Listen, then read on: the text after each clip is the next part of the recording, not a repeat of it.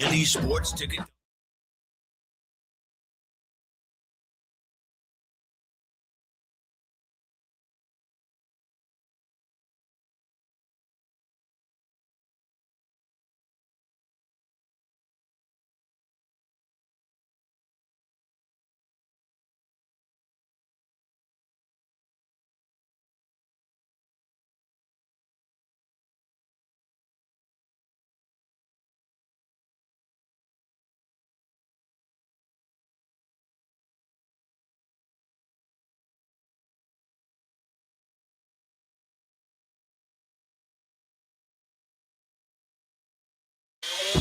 Let's do this. It's the Real Jonathan Smith Show on Indie Sports Ticket, 1430 AM, 93.9 HD2, and always on the free Indie Sports Ticket app.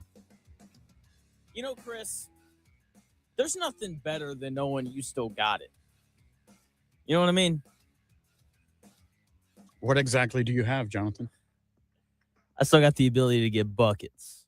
So yesterday, where Amelia and I moved, there's a basketball court, like in our clubhouse. All right. Okay. So I went in there yesterday with Amelia to teach her how to shoot, and there were a couple guys in there, like older high school guys. One guy's 18, going to a Division II school in Missouri next year to play basketball. The other kid's probably like a solid high school basketball player. You know, I walk in, they go, "Hey man, do you want to play 21?"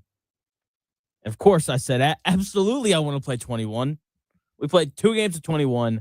I won both, and I'm riding high off of that. And that's why you shaved. I'll tell you why I shaved off the air. Is that a victory shave? Okay. I don't know. Yeah, victory shave. Sure. Yeah. Let's go with that. Welcome into the Real Jonathan Smith Show, where I promise we talk about more than my basketball abilities. Thanks for tuning into the show, no matter how you're tuning in. YouTube, Indie Sports Ticket. If you want to head over there and subscribe, you can also watch the show on X _ Jonathan Smith to follow me there and watch the show there. You can also listen on that Indie Sports Ticket app, which you can download wherever you find your apps. So yesterday was day 1 of Colts minicamp. Chris, were you able to grab the audio for all that? Yes. Okay, cool. So yesterday was day 1 of Colts minicamp. Everybody is there. We're all excited for guys practicing in shorts and t-shirts and helmets. It's wonderful, wonderful stuff. And obviously a lot of the eyes are going to be on Daniel Jones as he continues to rehab from his Achilles. He is participating in minicamp at the same capacity that he participated in OTAs. So he's going to do individual work, and he'll do 7-on-7. Okay, he won't do 11-on-11 until training camp actually starts. Here is Coach Steichen on Daniel Jones' progress coming back from the Achilles. I mean, he's hitting all his landmarks each and every week, every day, putting in the work. But he's feeling good. You know, it's like I said, it's good to get him out there last week in 7-on-7, do it again this week. Then I know he'll work tirelessly this summer, to be ready for training camp. Has anything surprised you about his progress? Like, is he progressing faster than you thought or anything like that? You kind of look at the history of Achilles injuries, and I know some guys heal faster than others, but, 6 months out there running around with the guys is pretty impressive. I think some of these injuries, 8-9 months right in there, and he's kind of on track or maybe a little bit ahead of schedule. So very pleased with that. Shane Steichen right there talking about Daniel Jones and his progress. And, nothing like monotone Shane Steichen to start your Wednesday. I'm sure you're I guess not to start your Wednesday. I guess to start your lunch break maybe. I don't know. Nothing like monotone Shane Steichen, though. If I didn't know any better, I would say Shane Steichen isn't excited that Daniel Jones is a little ahead of schedule. I feel like there should be a little more inflection in his voice whenever he's talking about that. But it's fine. But from Shane Steichen there, nothing has really changed since OTAs. Daniel Jones just needs to be healthy and continue to be on track. If he's great, but let's just keep him on the normal path. I don't really care about anything else. He is the clear-cut starter for the Colts. I don't care if he throws an interception on every pass he throws during 7-on-7s, during minicamp. It's not about that for him. You know, 7-on-7s in June are like a pilot practicing on a flight simulator. You can crash into every virtual mountain. Don't care. Just don't do it when you're actually flying a plane, right? Whenever a pilot is on a flight simulator, they're just, you know, calibration testing. That's really it, you know? And that's really what 7-on-7s is for Daniel Jones. Get him some light exposure. Let him find a rhythm. Let him work with these new wide receivers. Just make sure he's ready to go for week 1. Here's Daniel Jones talking about his progress rehabbing his Achilles. Yeah, I think I'm closer. I think there's still work to be done. I wouldn't say I'm all the way there at this point, you know. So, yeah, I mean, I feel good about where I am and kind of where the rehab's taken me to this point. So, like I said, still work to do and still gotta make some progress, but I feel like I'm in a good spot. Daniel Jones right there talking about his rehab process and him coming back from the Achilles. And, you know, I'm glad Shane Steichen said that Daniel Jones is a little ahead of schedule and all these things, but ultimately it's about how Daniel Jones feels. The Colts aren't going to rush him back, and they shouldn't. Whenever he feels ready to go, that's really all that matters. And I like hearing that he feels like he's progressing, because there are times where, you know, athletes are rehabbing and they're progressing, but they don't necessarily trust the progression. It's like buying a house after a major earthquake. Like, someone may tell you that the foundation is structurally, you know, fine and okay, but you're still terrified every time you hear the floorboards creak. Okay, like that doesn't sound like the case with Daniel Jones, thankfully. He sounds like he's, you know, trusting the rehab process, and he does feel like he's getting stronger and those kinds of things. I still want to see him run, though. That's when I'll be bought in. Like, doing 7-on-7s is cool. I'm glad he's doing that. You know, those reps are better than no reps at all. But judging a dual threat quarterback's readiness based on a 7-on-7 drill is like judging a baker's cake based on the batter alone. Like, you still need to see a little bit more, you know? And we aren't going to know if Daniel Jones can really win games for the Colts until we see him move. Standing in a 7-on-7 pocket with nobody around your feet, no one bearing down your neck, no defensive lineman in your face, you're not stressing your Achilles. And that's a good thing right now. I'm not saying that he should be doing 11-on-11 or anything like that. I'm just saying we don't know until we see him move. The slow-mo videos for the Colts are cool. I'm glad that they're doing that, but it doesn't move me. When you look at Daniel Jones's career, his 2 best seasons came when he was able to run the ball. He's got to be a threat on the ground.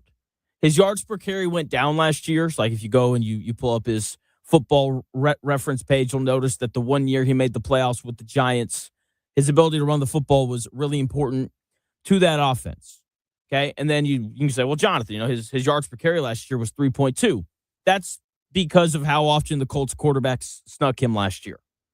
Okay. That was an important part of the Colts offense. Every 3rd and 1 felt like it was going to be picked up because of that quarterback sneak. It was the equivalent of a Steph Curry free throw. Now, you're probably scoring a point whenever Steph Curry's at the line. You're probably picking up a yard whenever Daniel Jones is running the quarterback sneak behind this offensive line. Is Daniel Jones going to be able to do that this year?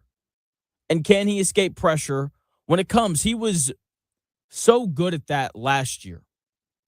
Okay, that and his willingness to just check the football down were why he was able to keep the Colts on schedule so often. It's the single common denominator when the Colts offense was rolling. They just stayed on schedule. Handoff to Jonathan Taylor on 1st and 10. He picks up 4 yards. On 2nd and 6, the Colts drop back to throw it. No one's open. Let me just flip it to Josh Downs here underneath. He picks up 5 yards. All of a sudden, it's 3rd and 2. And the entire offensive playbook is available to you. That is why the Colts offense was so good and so consistent last year in the games that Daniel Jones actually played well in. Okay? And a common denominator of that is his ability to run, because there were moments where it'd be 2nd and 6, no one would be open. He'd take off and pick up 4 yards. Okay? his legs were part of that. Obviously, his ability to throw the ball was part of that as well, but his ability to run, escape pressure, on 2nd and 6, get out of the pocket and throw it away to keep it to 3rd and 6 as opposed to 3rd and 12 was important for the Colts. Okay. Now, sadly, in 6.5 minutes of media that Daniel Jones did yesterday, none of the reporters there wanted to ask him about the new receivers that are getting reps since Michael Pittman Jr. is gone and Alec Pierce isn't practicing because of his ankle surgery. There's a chance he won't be back until a couple of weeks into training camp now. So right now, Daniel Jones is getting a lot of reps with the guys who are going to replace Michael Pittman Jr. Would have been really nice to hear what he thought about those guys, but it's fine. It's only the biggest position battle going into camp that we can actually learn something about. Of course, that battle for the 3rd receiver spot with Michael Pittman Jr. leaving. Here is Colts head coach Shane Steichen talking about the battle and what he's looking for in that Michael Pittman Jr. replacement. Yeah, I think that's a great question. I think that's going to be an open competition. Obviously, Doolin's been here. He's taking a lot of reps right now, but we got Treadwell and we signed Westbrook, who's a good player that's played in this league for a while. So we'll see how camp goes, but I'm excited for that battle. What are you looking at most? Is it that veteran experience? Is it getting off of breaks and separation? Is it versatility? What are you looking for? I think the biggest thing is consistency. Like who's going to be the most consistent there, day in and day out, play in and play out, to go help us win games. Coach Steichen right there talking about what he's looking for with that 3rd wide receiver. If Coach Steichen is telling the truth and they're really looking for consistency, I'm going to go back to the guy that I keep throwing out there. I don't know how you don't take Ashton Doolin to be the starter. He's been reliable in the reps that he's been given at wide receiver during his time with the Colts. He's been reliable in the reps he's been given at gunner. Okay, I know he's more of a big play wide receiver, but when the Colts have given him opportunity, he has answered the bell. Also, I don't think him being an explosive big play receiver is a bad thing. Having 2 players on the outside in Ashton Doolin and Alec Pierce who can threaten to take the top off of a defense, I think that's a great thing. Should free up the run game. It should also, free up Alec Pierce as well. It's going to be tougher to roll coverage over there when you have a guy on the opposite side who's also capable of beating you over the top, right? So because you have to respect the speed on both sides of the offense in this theoretical world where Ashton Doolin is the starting Z receiver opposite of Alec Pierce, like you can't bring safeties down into the box. It makes it easier to run the football, and that is going to be what the Colts offense is all about this year. Run the football. Run Jonathan Taylor. Hopefully DJ Giddens and Seth McGowan are good options as well. But the question for Ashton Doolin as to whether or not he's going to be able to, take that Z spot is if he can run the route tree and get open against better corners in the NFL. I say this all the time. Teams tell you what they think about a player. There's a reason why Ashton Doolin hasn't played more wide receiver during his time with the Colts. And there's a reason why Nick Westbrook-Akine has played significantly more snaps at receiver throughout his career than Ashton Doolin has. I can't wait to see how the battle turns out. But again, I like Doolin. He's been really good in the opportunities that have been given to him. And it sounds like that has continued through OTAs. You hear him, making plays in the back of the end zone. He had 2 touchdown receptions the other day. Could have had a third, but Daniel Jones missed him high. Here is Ashton Doolin talking about losing Michael Pittman Jr. and the open spot. When you losing Pitt, obviously big for our room. He's a guy, culture guy, leader guy. So we'll miss him, obviously. But with our receivers, a good close-knit group. Everybody's kind of been around each other for a little while now. So definitely take an opportunity to, fill that space that Pitt left. And that's just being on the basis of doing our everything right every day. Coming into work, knowing the playbook, taking care of your bodies, being available, and then knowing the role as well, knowing that spot is open and everybody's going to compete for it. So for me, it's attacking as if it's my first year, knowing that spot is open, knowing that there's points to be proven, and reps to be won. So that's my mindset. Colts wide receiver and all-pro gunner Ashton Doolin right there talking about the open spot with Michael Pittman Jr. leaving. Man, I like him even more after hearing him talk. He's mature, definitely a forward hack guy. He has a clear understanding, and he didn't make it out to be anything bigger than it is. Like, you don't have to worry about him pulling a Brandon Ayuk and, like, posting weird videos and driving his car way too fast. Everyone is here to take the reps that are up for grabs, right? Like, that's why Westbrook-Akine came in. It's why the Colts drafted Deion Burks. I'm sure there's a part of them that's like, hey, maybe this guy can play Z for us. Obviously, Ashton Doolin, he talked about it right there. He's like, I'm here to hopefully earn those reps. Okay, you can see why Shane Steichen likes him by the way that he speaks. He is, here he is, talking about his mindset and how it doesn't change, even though his role might change this year. For me, changing my mindset, nothing really changes because I still prepared as if I was a starting receiver beforehand, even when we had a pit. So for me, it's doing the same thing, staying in the playbook, knowing every position, doing my role on special teams, and being available when my number's called. Is that why you have the confidence internally that you can do more if more is asked from you? 100%. Like I said, just preparing throughout the week, throughout the years, honestly, just being able to know that the more I can do it, the better. So with that, the playbook is first and foremost, knowing what you can do, knowing your job first, and then talent take care of the rest. Ashton Doolin again right there talking about the opportunity in front of him. He is clearly a focused guy, and it makes sense. When he came into the league, he had to grow up quickly. When you're an undrafted free agent, there's no time to dilly-dally. You've got little to no room for error. You have to show up ready to go. You have to impress immediately if you're going to make the roster. And Ashton Doolin is a guy who spent multiple years on the cut line. That's what happens when you're an undrafted free agent trying to earn your keep. Okay, he had to be excellent on special teams to earn a roster spot. The opportunity to compete for a starting receiver position isn't any pressure to him. He's going to go about his business the way he always has, and I think he's going to be successful because of that. And if I'm fully honest, and I like to be, as a former Division II baseball player myself, I like Ashton Doolin because he too is a former Division II guy. I'm just always, a little more willing to root for those guys, and I think that you can see it in his game and the snaps that we've seen from him. He's got a chip on his shoulder. The way he plays football, like there's something extra to him, and the way that he covers punts and the way that he makes tackles while doing that. I think when you have a background of being told you aren't good enough, because it's happened to Ashton Doolin twice, I think it becomes permanent rocket fuel.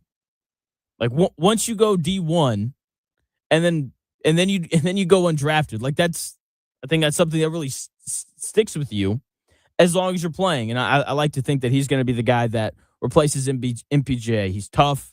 He's fast. He clearly understands the playbook, and he carries himself like an adult. You can trust him.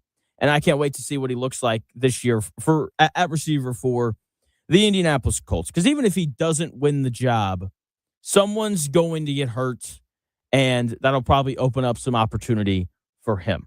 Now, obviously, wide receiver is not the only position battle that is going on right now. We're still waiting to see who's going to be the starting edge rusher opposite of Laiatu Latu. New Colts free agent signing Arden Key spoke to the media yesterday. We'll have that audio for you in 3 minutes.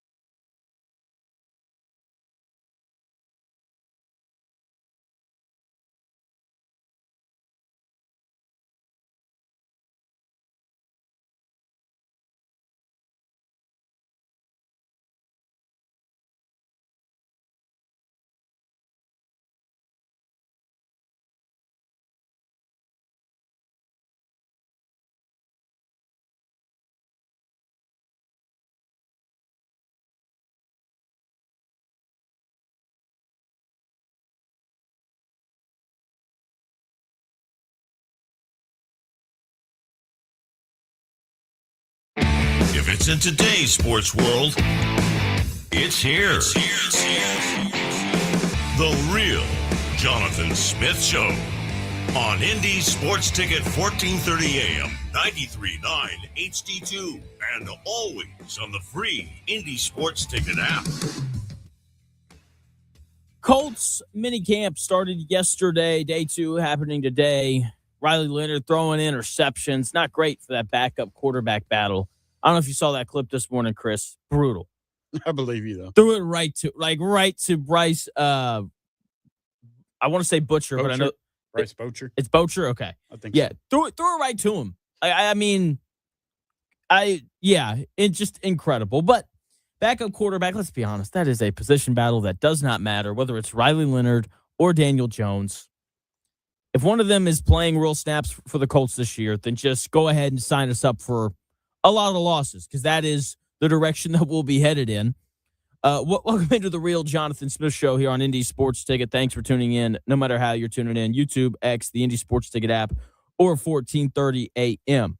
So consistency is what the Colts are going to be looking for this year in all of their position battles. You've heard Shane Steichen say it over and over and over again. He said it earlier in the clip that we played for what they're looking for in that third wide receiver that's going to replace Michael Pittman Jr.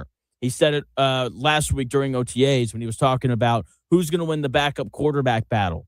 Same thing with the edge rusher position battle, with who's going to start opposite of Leatu Latu. Arden Key is one of the options to start opposite of Latu. And here he is talking about what it takes to win a job in the NFL.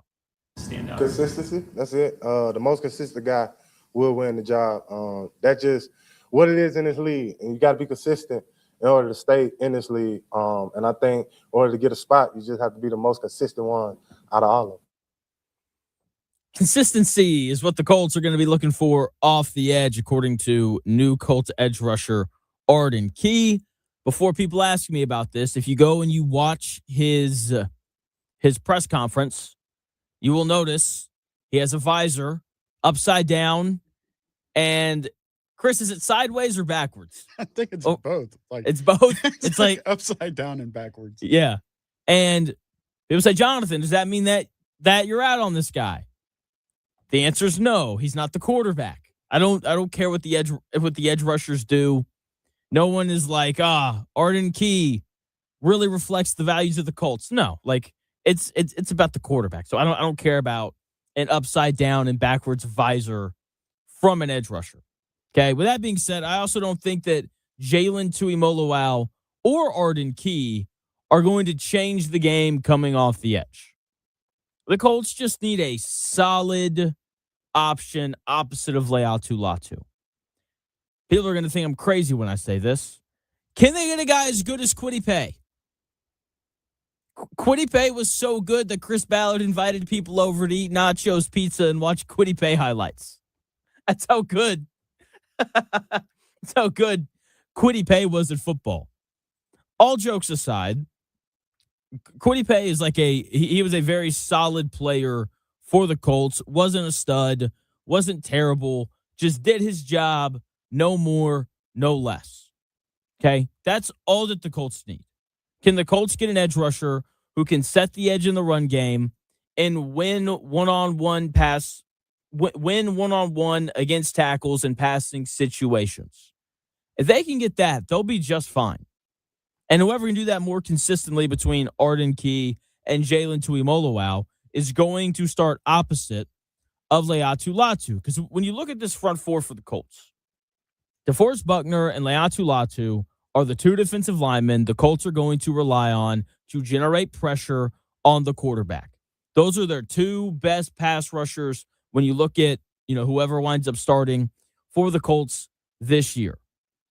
Whoever the other two defensive linemen are, it'll be Grover Stewart and then, one of Arden Key or Jalen Tuimoloau. They just need to be able to clean up when the quarterback gets flushed out of the pocket or up in the pocket. They don't need to be stars. Would it be nice if they were? Sure. We just need them to be a cleanup crew. Just pick up the trash. When a sack falls into your lap, go ahead and just say thank you so much.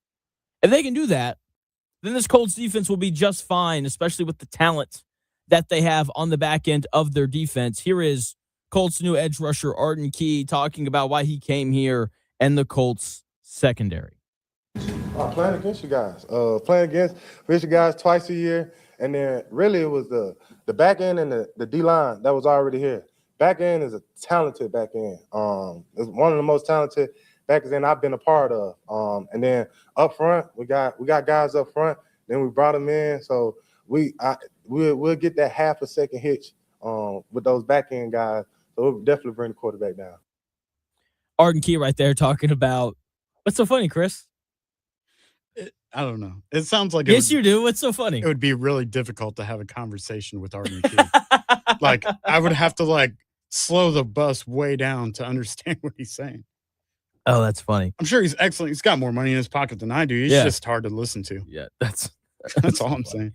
Arden Key right there, Colts new edge rusher. Coverage sacks. That is what the Colts are going to be looking for this year. I don't think this defensive line is going to have very many sacks that happen in under 3 seconds. You know, like a lot of the sacks are going to have to come off of the secondary playing great coverage, right? This secondary is going to have to be like a boa constrictor. They've got to squeeze and hold the quarterback so that the defensive line can eat. Okay, that's the only way this defensive line is going to be great. And I think Arden Key is right when he says that they're going to need that extra half of a second in order to be able to get to the quarterback because there's just not a lot of talent there, right? Hopefully, Arden Key has like a breakout season. Maybe Jalen Tuimoloau was like, see, I was an early second-round pick for a reason. Here's 9 sacks or something like that. Like, that would be great. That being said, I don't think that that's very likely. John Buzzard chiming in over on X. Chris, I think this is more of a question for you than it is for me. John Buzzard says, fashion question for you. Apparently, jean shorts, a.k.a. jorts, are back in fashion. John's teenage son just bought some, and John says that he chuckled a bit. The question is, if you could bring back any clothing trend / fashion, would it be jorts or anything else? I feel like jorts are great stair-sitting shorts for when you get in trouble for underage drinking. It's very descriptive, man. Very descriptive on that. I don't know why that would be more of a question for me. You're more fashionable than I am. Probably. You see what I wear in here every day. All right. Well, I don't know if you see like the kind of guy that would like wear jorts. It's because I'm a dad, isn't it? Those are dad clothes. Maybe. If I could bring back anything, I would probably, because from my time, Jinkos were pretty famous, and they're like massive jeans. I would probably wear those again. Okay, that's fair. Can I get rid of something instead of bring something else back? Sure, this is the non-draft of fashion. Well, can we get rid of 5-inch inseam shorts? Every guy my age, they wear 5-inch shorts. And so like they come down to like maybe mid-thigh. like we got dudes walking around in like runner shorts out here. Right, yeah. And I, just not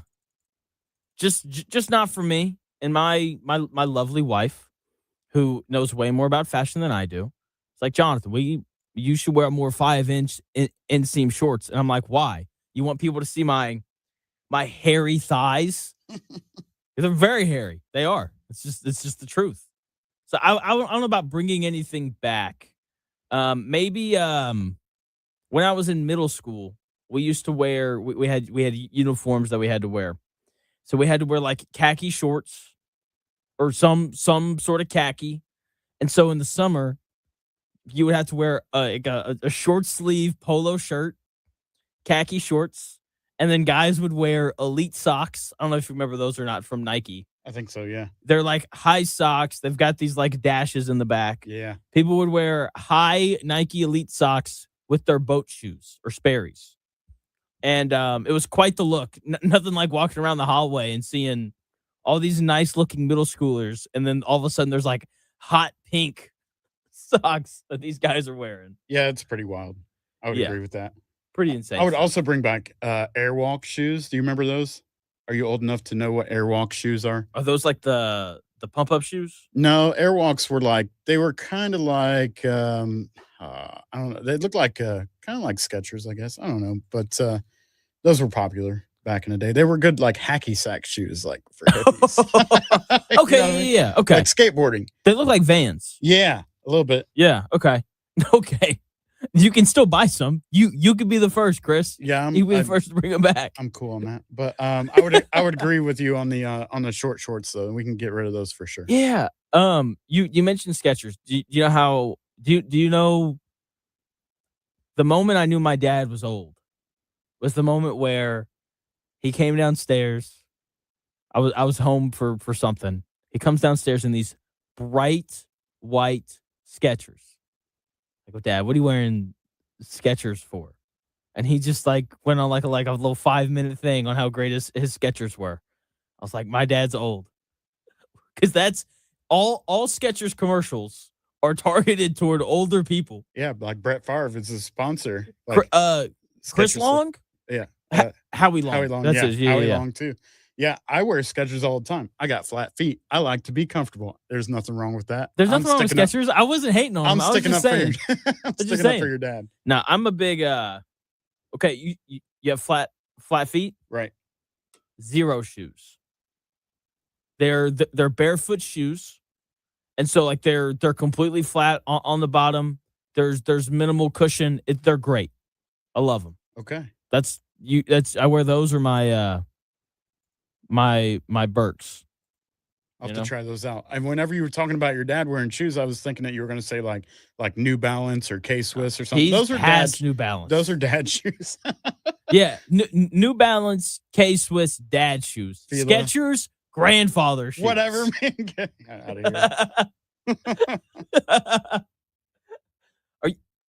here. I mean, you could be a granddad. I Like, am a you're- granddad. Okay, yeah. My oldest okay, daughter has a Skechers. baby. Yeah. Skechers. So yeah, okay. What's your point? Why are you picking on me today, man? I wasn't picking on you. I was just saying. My bad. I'm It's sorry. okay. No, I'm it's sorry. all right. I don't care. I like to be comfortable. Hey, that's a great thing.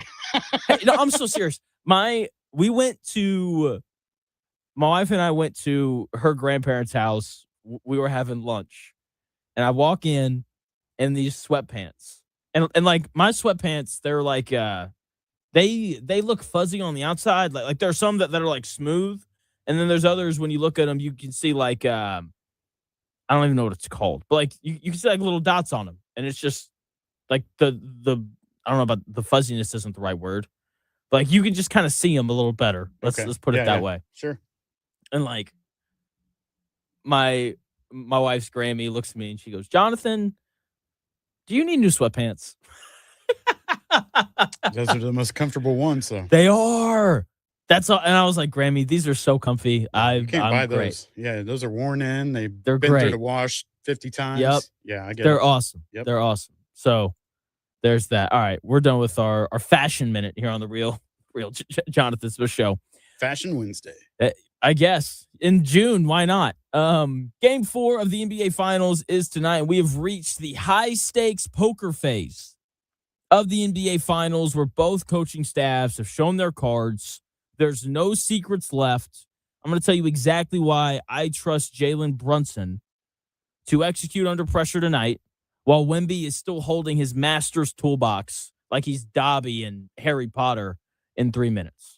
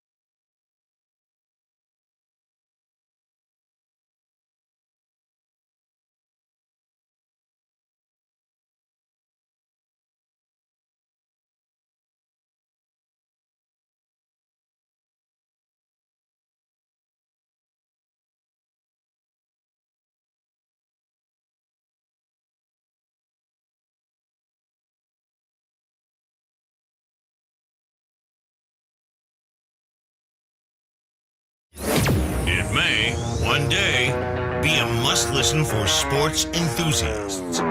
Yeah, and monkeys might fly out of my butt. Uh-oh. The Real Jonathan Smith Show on Indy Sports Ticket 1430 AM, 93.9 HD2, and always on the free Indy Sports Ticket app. Yeah. NBA Finals Game 4 is happening tonight. I'm excited. Knicks currently hold a 2-1 series lead. Game 4 in the Garden. And I've seen what I would call potentially the dumbest storyline I may have ever seen in my life when it comes to the finals last night or yesterday after Game 3 on Monday. Welcome in. This is the Real Jonathan Smith Show on Indy Sports Ticket. Thanks for tuning in. No matter how you're tuning in, YouTube, X, the Indy Sports Ticket app, 1430 AM. So many ways to listen, really no excuse not to. And after Game 3, I've seen people say that the atmosphere at Madison Square Garden had more of an impact on the Knicks than it did the Spurs. How about the Knicks just played badly? I think that's a little more likely than the crowd that they've played in front of over 50 times this year was the reason why they didn't play well. Okay, they had played 26 consecutive halves of nearly flawless basketball.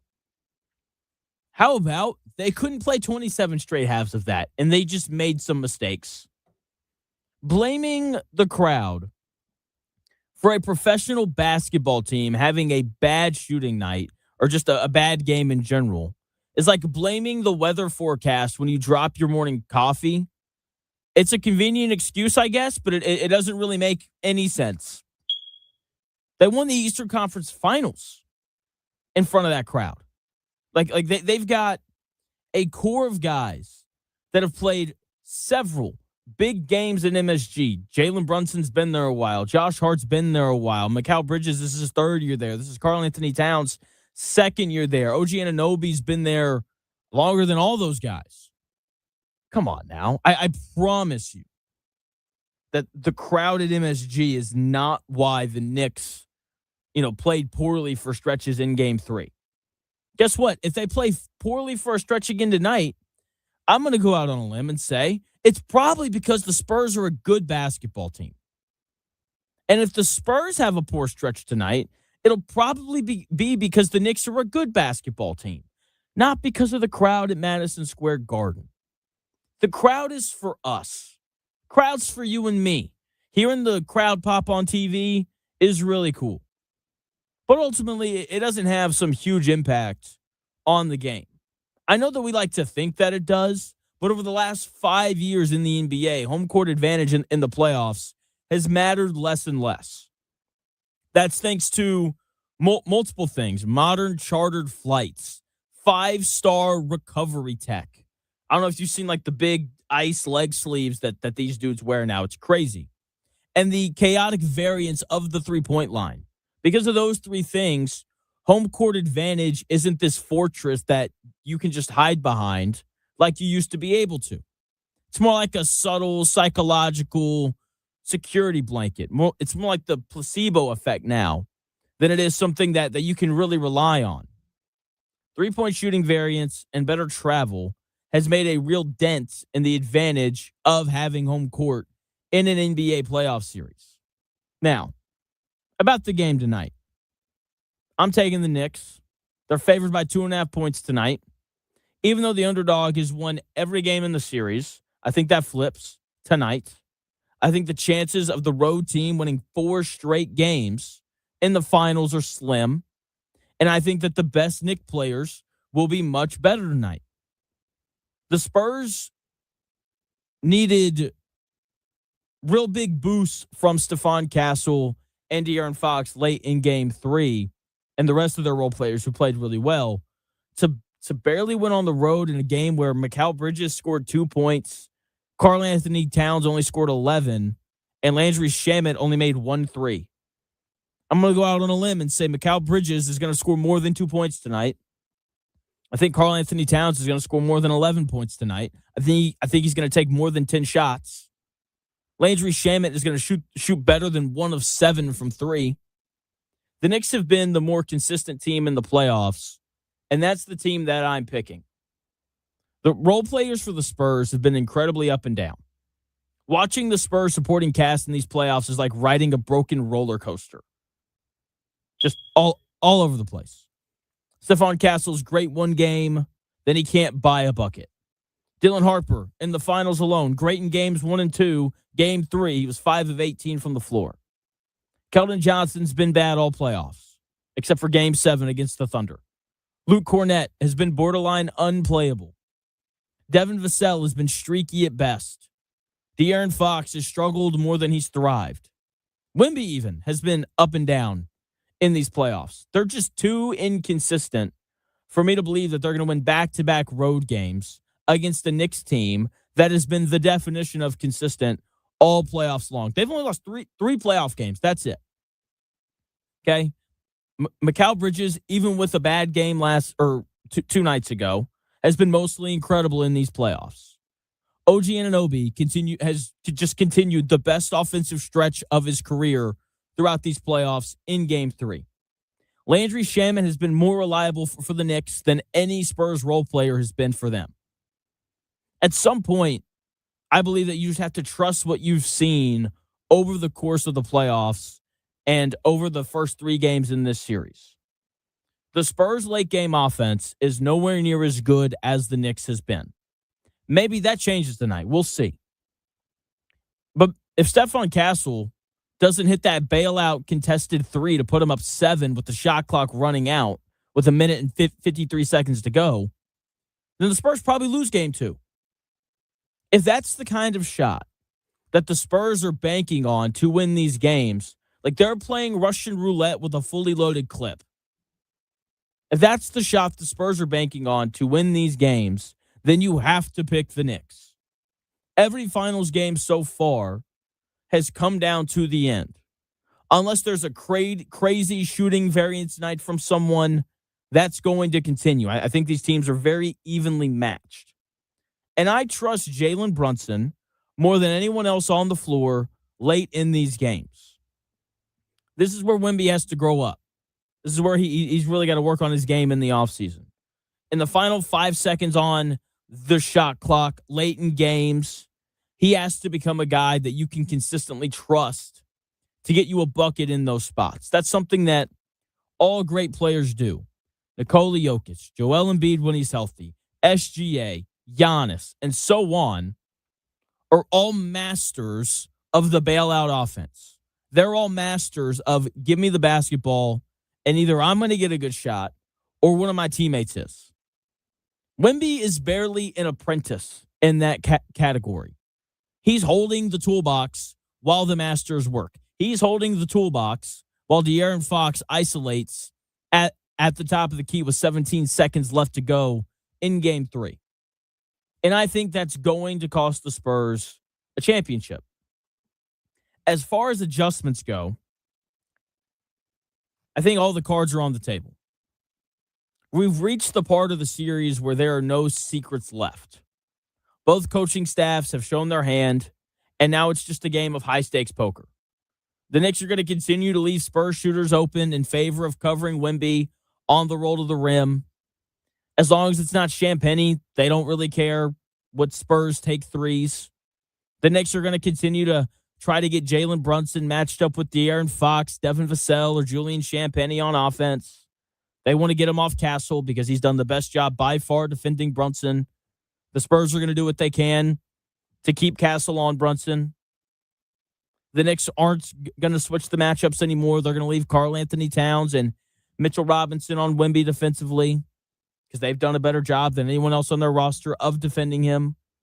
Even when they had to go small in Game 3, OG Anunoby did an okay job, but, Karl Anthony Towns has been much better at defending Wemby than anyone else has been on the Knicks so far.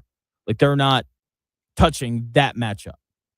The Spurs are going to continue to have Wemby defend Josh Hart and Landry Shamet so he can hang out by the rim. They made that switch in Game 2. They kept that adjustment in Game 3. The cards are on the table in terms of adjustments that are going to be made in this series. Now it's going to be about who can execute those adjustments better. Give me the older, more experienced team to do that. I'll take the Knicks tonight. I think they take a 3-1 series lead, and I'll keep my pick of the Knicks winning the series in 6 games. Chris, who do you like tonight? I'll also take the Knicks tonight. I think they get right in the Garden. They go back to San Antonio. San Antonio takes that one. I think you're right on Knicks in 6. Hey, man. That'd be really nice. I've not heard any recent Danhausen curse news on the NBA Finals, but did you see where somebody had gone viral and paid Danhausen for a cameo? You know what cameo is, right? Yeah. So they paid Danhausen to do a cameo and curse the Vegas Golden Knights, and they lost last night. Did they really? That's awesome. It's crazy, dude. That is crazy. I know it's just entertainment. I don't take it still, seriously. though. It's still funny. The irony is crazy, but yeah. Shout out to John Buzzard. I don't think we're gonna have a better comment than this all day. When one foot is in the grave, the other is in a sketcher. Wow. That's amazing. Yeah, that's a winner right there. That's incredible. The Danhausen stuff's just crazy. I saw him. He briefly popped up on the Pat McAfee show finals thing that they did for Game 3. I don't know if you saw that. The Danhausen stuff is just, it's absurd. It's very entertaining. It really is. Have you been watching any of the Stanley Cup? Just the highlights. I don't focus in on it, but I've seen highlights for sure. Have you? I've been keeping track. Series tied 2-2. Yep. I mean, it's a blast right now. So, but yeah, I'm with you. I like the Knicks tonight. The Knicks are the topic of Over the Hump Day today, which we're gonna get to here coming up at 1:00. And it's just the series has been. It's been a lot of fun. It's been very interesting. I just appreciate how close every game has been. Because usually when you watch an NBA playoff series, there's like 1 or 2 games where one team just gets incredibly hot from 3. And, and they win by 20. Seems to happen once or twice in every series. That game hasn't happened yet. And I'm kind of waiting on it to happen where like Stephon Castle hits 3 more threes than you really expect him to. And Devin Vassell finally hits a couple. And Keldon Johnson hits 2 off the bench. Or for the Knicks, Karl Anthony Towns hits like 4 threes because that's something he's really capable of doing. And Landry Shamet keeps shooting it really well. So it's an interesting thing. And I'm waiting on the weird shooting variance game because we haven't really gotten one yet. And I think that's a testament to both of these teams in the ways that they've defended. Because the defense in this series, it's been standout from the way that the Spurs have made life really hard on Jalen Brunson to the way that the Knicks, like their rotations have been so good. Like the fact that they're able to hold the Spurs to, under 110 points in all 3 of these games without any rim protection, which is like a staple of a great defense. You have to have someone on your back line who can protect the rim. The Knicks don't have that guy.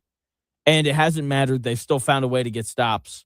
And I think a lot of that comes back to the lack of shooting for the Spurs. But it's just an interesting thing. I'm ready for the game tonight. I'm so excited. I'm getting dinner with my mom.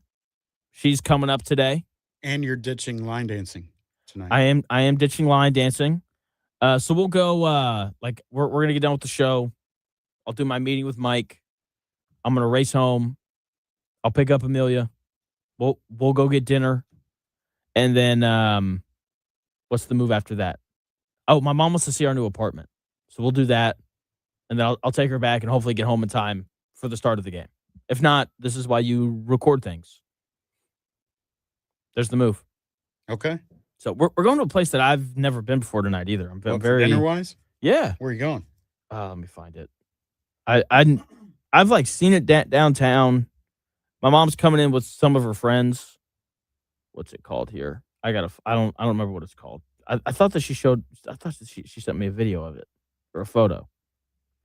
Yeah, it's that place. The Yard House. Yeah. Oh, right. Yard House. I've heard good things about that. I've been told it's good. I don't know. Yeah. I don't know if I've ever been there. but I've heard it. No. I've heard good things. If you've been there, let me know what I should order. There you go. That would be greatly, greatly appreciated. Over the Hump Day on a Wednesday is happening. It is Wednesday, my dudes. Okay. Karl Anthony Towns has scored 0 fourth quarter points through 3 games. Many people think this is a Karl Anthony Towns stat, but it is not. I'll explain why at 1 o'clock, right after Chris's sports update.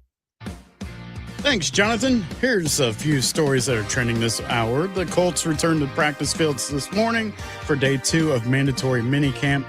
Coaches are rotating depth charts, focusing on the secondary, the wide receivers, and who deserves the backup role to Daniel Jones. So we'll keep you updated on that. The Indiana Fever are close to selling out their next home and Commissioner's Cup matchup, which is tomorrow night against the Chicago Sky at Cambridge Fieldhouse, 7 p.m. tip. Thursday night on Prime Video if you feel like staying at home for that one. The Carolina Hurricanes even the series with a 5-3 win over the Vegas Golden Knights last night in the Stanley Cup Finals. And Game 4 of the NBA Finals is tonight on ABC, tip-off at 8:30 from New York. That's what's trending this hour. More of the Real Jonathan Smith Show after the break on ND Sports Ticket 1430.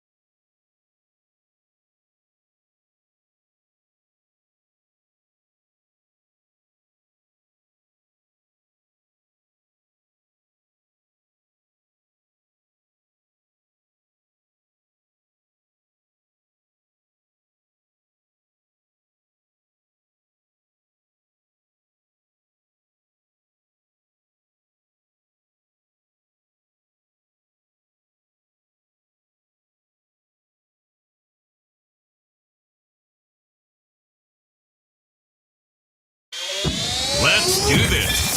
It's the real Jonathan Smith Show on Indy Sports Ticket, 1430 AM, 93.9 HD2, and always on the free Indy Sports Ticket app.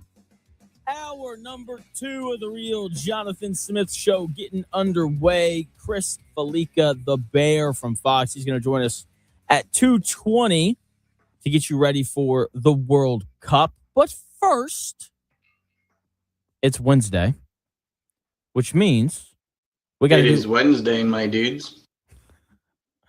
Which means we got to do Over the Hump Day. Let's get into it. Uh-oh, guess what day it is? Guess what day it is? Huh? Anybody? Julie, hey, guess what day it is? Oh, come on, I know you can hear me. Mike. What day is it, Mike? Leslie, guess what today is? It's Hump Day. Woo-hoo! Hump Day!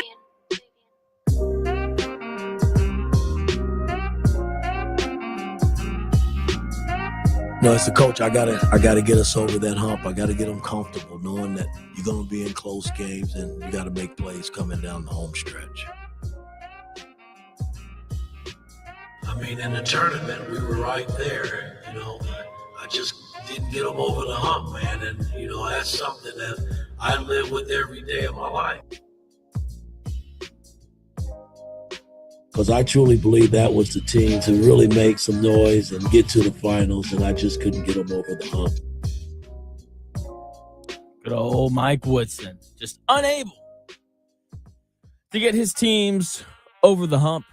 And through 3 NBA Finals games, Karl Anthony Towns is yet to score a single point in the fourth quarter. He can't get over that fourth quarter scoring hump. He played 10 and a half minutes in the fourth quarter of Game 3, and he didn't get a single bucket. Couldn't be me. That's a problem for him. Okay? He's got to find a way to score the basketball. Jalen Brunson is the lead man for New York. He's the guy that's going to get them over the hump if they win the finals for the first time in a long time. With that being said, they need the big bodega, Karl Anthony Towns, to do some of the lifting as well. In the first 2 games of the series, for the first 3 quarters, he was their best offensive option. Welcome into the real Jonathan Smith Show here on Indy Sports Ticket. Thanks for tuning in. No matter how you're tuning in, YouTube, X, the Indy Sports Ticket app, 1430 AM. So many ways to listen. There's really no excuse not to. But Karl Anthony Towns' size, his ability to handle the basketball, and his shooting all pose a massive issue for San Antonio. Right now, putting Victor Wembanyama on Karl Anthony Towns, which, while they've switched that matchup, it does happen occasionally. It's like trying to use a Ferrari to haul lumber. Wemby has the luxury, but Karl Anthony Towns is the sheer weight and power that it's just a little too much for Wemby to handle. He's too big for Wemby, yet he hasn't gone at him when he's had the opportunity like he did in Game 1. Instead, we're seeing way too much deferring to Jalen Brunson. Even when the Spurs put a smaller defender on him, he's not going at them in the fourth quarter the way that he needs to be. We have seen Karl Anthony Towns multiple times throughout this series punish the Spurs for putting guards on him in the first 3 quarters. Right? Fourth quarter, he won't do it. It's like a heavyweight boxer refusing to throw a jab at a lightweight who accidentally stepped into his ring. But for some reason, when the clock hits the fourth, he just refuses to do it. He's like, they put Julian Champagnie on me. I'm good. Let's just give the ball to Jalen Brunson. Let's see if he can beat 7 guys off the dribble. Part of his fourth quarter struggles, however, are on Jalen Brunson. Okay? This is not entirely a Karl Anthony Towns stat. Part of me wonders if Jalen Brunson is too ball-centric in the early parts of the fourth quarter. When he gets the ball in the fourth quarter, he goes one-on-one. No one else touches the ball. He's treating the offense like a guitar solo when the crowd is begging for the whole band to play. Wouldn't that suck, Chris? Like you go to Sonic Temple, you're like, I can't wait to hear this band play, and then like only the guitarist walks out. Yeah, because sometimes I want to hear the whole band play the song instead of just the guitarist. Johnny Solo over here. Yeah, that's exactly right. And so I would like to see the Knicks run more sets where Jalen Brunson and Karl Anthony Towns run some sort of screen action where Cat can get the ball off of a roll or off of a pop. I think it'd make Brunson's life easier too, so that he has more gas left in the tank at the end of the game. So in game 3, Jalen Brunson took 7 fourth quarter shots. Karl Anthony Towns took 4. That's not too egregious. In game 2, though, Jalen Brunson took 9 fourth quarter shots to Karl Anthony Towns' 1. That's insane for your best offensive player in that game to only take 1 shot in the fourth quarter. It's like having a Michelin star chef in your kitchen and asking him to microwave you a Hot Pocket. Terrible idea. You're just wasting his time. In game 1, it was more of the same. Brunson took 9 shots to Karl Anthony Towns' 1 again in the fourth quarter. Again, game 1 was a game where Karl Anthony Towns was their best offensive player. Okay, he's their best offensive matchup in this series as well. Like, the Spurs do not have a good option to put on Karl Anthony Towns. I understand that Jalen Brunson had a nice fourth quarter in game 3. In games 1 and 2, though, he wasn't efficient. Karl Anthony Towns has to be a bigger part of their offense in the fourth quarter going forward. He's done so much for them in these playoffs. And it's not just his scoring. Like, his ability to pass the basketball has been incredible. It's been a large part of why the Knicks have found success. They've been able to just give him the ball, and he's been able to not only score himself, but also to get easy buckets for other guys. Okay, he has to be a larger part of their offense in the fourth quarter, because right now the Knicks are completely removing him from the offensive equation. Like, the Knicks are treating Karl Anthony Towns like a piece of fine china. You know, they keep him on display for 3 quarters, and then they completely lock him up in the cupboard when company arrives. Like, at some point, I think it'd be wise to get your second player and best offensive matchup more involved in the fourth. Closing games against a team that has multiple matchups for Jalen Brunson that give him trouble, I would think that I would want Karl Anthony Towns a little more involved. So Karl Anthony Towns has to find a way to get over that fourth quarter scoring hump. Look, if he could just score 6 points in the fourth quarter, like, that would go a long way for New York in game 4 tonight. That'd be a major lift to Jalen Brunson, because right now he's being tasked with everything in the fourth quarter, and it's up to him to involve Karl Anthony Towns more. So that is Over the Hump Day today. And yeah, man, I've never seen anything like this, where you have this awesome player that's given everybody problems. Like, imagine if in 2006, going way back 20 years, geez. Imagine if in 2006, Shaquille O'Neal's the best player on that Miami Heat team. But Dwayne Wade was the best offensive matchup in that series. The Mavericks didn't really have anybody for him. And because of that, Dwayne Wade goes crazy in games, 3, 4, 5, and 6. And the Heat win. Could you imagine if they've been like, nah, we're good. We're just going to keep banging our head against the wall and throwing it into Shaq. Good player, but Dwayne Wade made his life easier. That's what's happening here. Jalen Brunson, really good player. With that being said, Karl Anthony Towns would make his life a lot easier. There's also been a lot of discussion around the Victor Wembanyama head shove to Jalen Brunson. And the league reviewed it yesterday, and they did not give him a flagrant foul, which is important because right now Victor Wembanyama has 2 flagrant foul points because he got a flagrant 2 for elbowing Naz Reid in the face. And once you get 4 flagrant points, you're suspended for a game. And so obviously if they had upgraded that to a flagrant foul, which it should have been, that is clearly excessive excessive contact to the head and neck area. Like, that's a flagrant 1. That would put him at 3. That would put him 1 flagrant away from being suspended. And look, part of this is who's committing the foul. If it's Draymond Green, probably gets upgraded. But because it's, the French golden boy, the alien, it wasn't upgraded, which I just find incredible. Like go ahead, Chris. Yeah. I was just going to say, I wonder who the refs were and if they were the same refs as the beginning of the playoffs when dude grabbed the other guy's leg. Remember? Yeah. In the Hornets game, I think it was. Yeah. Yeah. So I don't know. Could have something to do with the officiating too. It could. I'm a fan of letting guys play. It's been a really physical series. That being said, like, by the letter of the law, because whenever they talk about flagrants, it's like it has to be contact to the head and neck area. Was it necessary? That wasn't necessary at all, and it was a little excessive. So I'm surprised by it, and because like in the game, look, officials miss calls. It happens all the time. Okay. But when you purposefully go back and review it after it happens, you shouldn't miss that.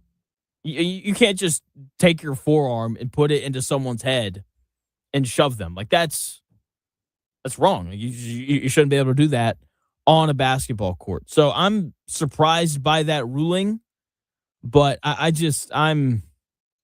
Yeah. Here's a dumb question. There are no dumb questions. Can they go back and review and call the flagrant after the game's over? Like, what's the deadline? They probably can't like say it's a foul after the game's over, but do they fine them or like what happens? So they can. Suspension. So basically, what they would have done is they would have just upgraded it to a flagrant. So obviously, like you can't go back and shoot free throws. But the reason why this matters is because once you get 4 flagrant points, so like a flagrant 2 is worth 2, a flagrant 1 is worth 1. Once you get 4 in the playoffs, you are suspended for a game. Like, I don't know if you remember 2016, Draymond Green hits LeBron James in the balls, and he gets suspended because he hit his flagrant foul points for the following game, and it's part of why the Cavaliers were able to come back and win the series. And so, look, Wemby's a guy, he's proven that he'll mix it up, not afraid to get physical. Like, if he was at 3 flagrant foul points with 3 games left to go in the series, like, he would be on the verge of, like, potentially getting suspended. That's why it matters. Got it. And so, we'll, it's, again, not a dumb question. I didn't explain it well enough. It happens. And so, I'm just really curious to see kind of how Wemby gets officiated going forward, because from the Nas Reed elbow, from that shove to the head, to his like just running over dudes blatantly, shoving people to the ground like he did against the Thunder. Like he's a little again, he's unafraid to mix it up, which I like. You're right. I like it too. But was Brunson asking for it? Because I think, he kind of stepped up to him. He was trying to set a screen. He was trying to set a screen. And so that video looks like he was trying to guard him.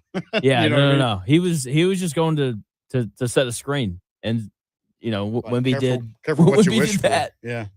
And so hey man, that's why John Stockton's one of my favorite players ever. They would send him on the baseline and he would screen centers and power forwards.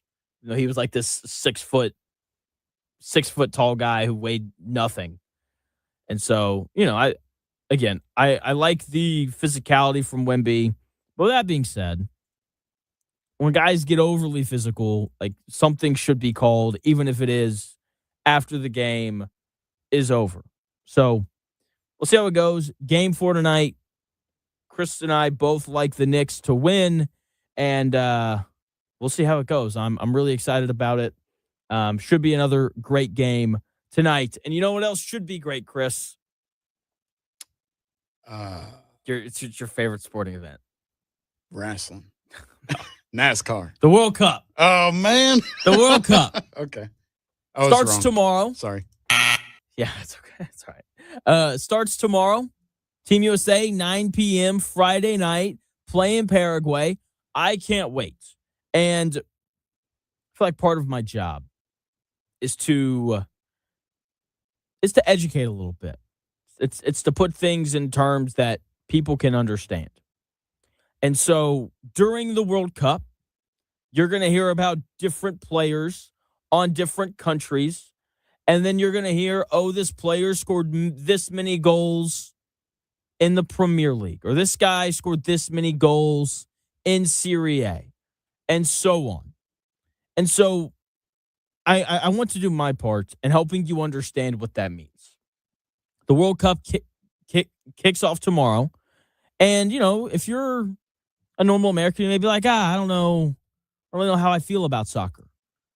But guess what? If you're a college football fan, I've got some good news for you. With NIL, the transfer portal, and massive conference realignment, you already understand European soccer perfectly. So I'm going to translate the World Cup into a language that you speak fluently, gridiron, in 3 minutes.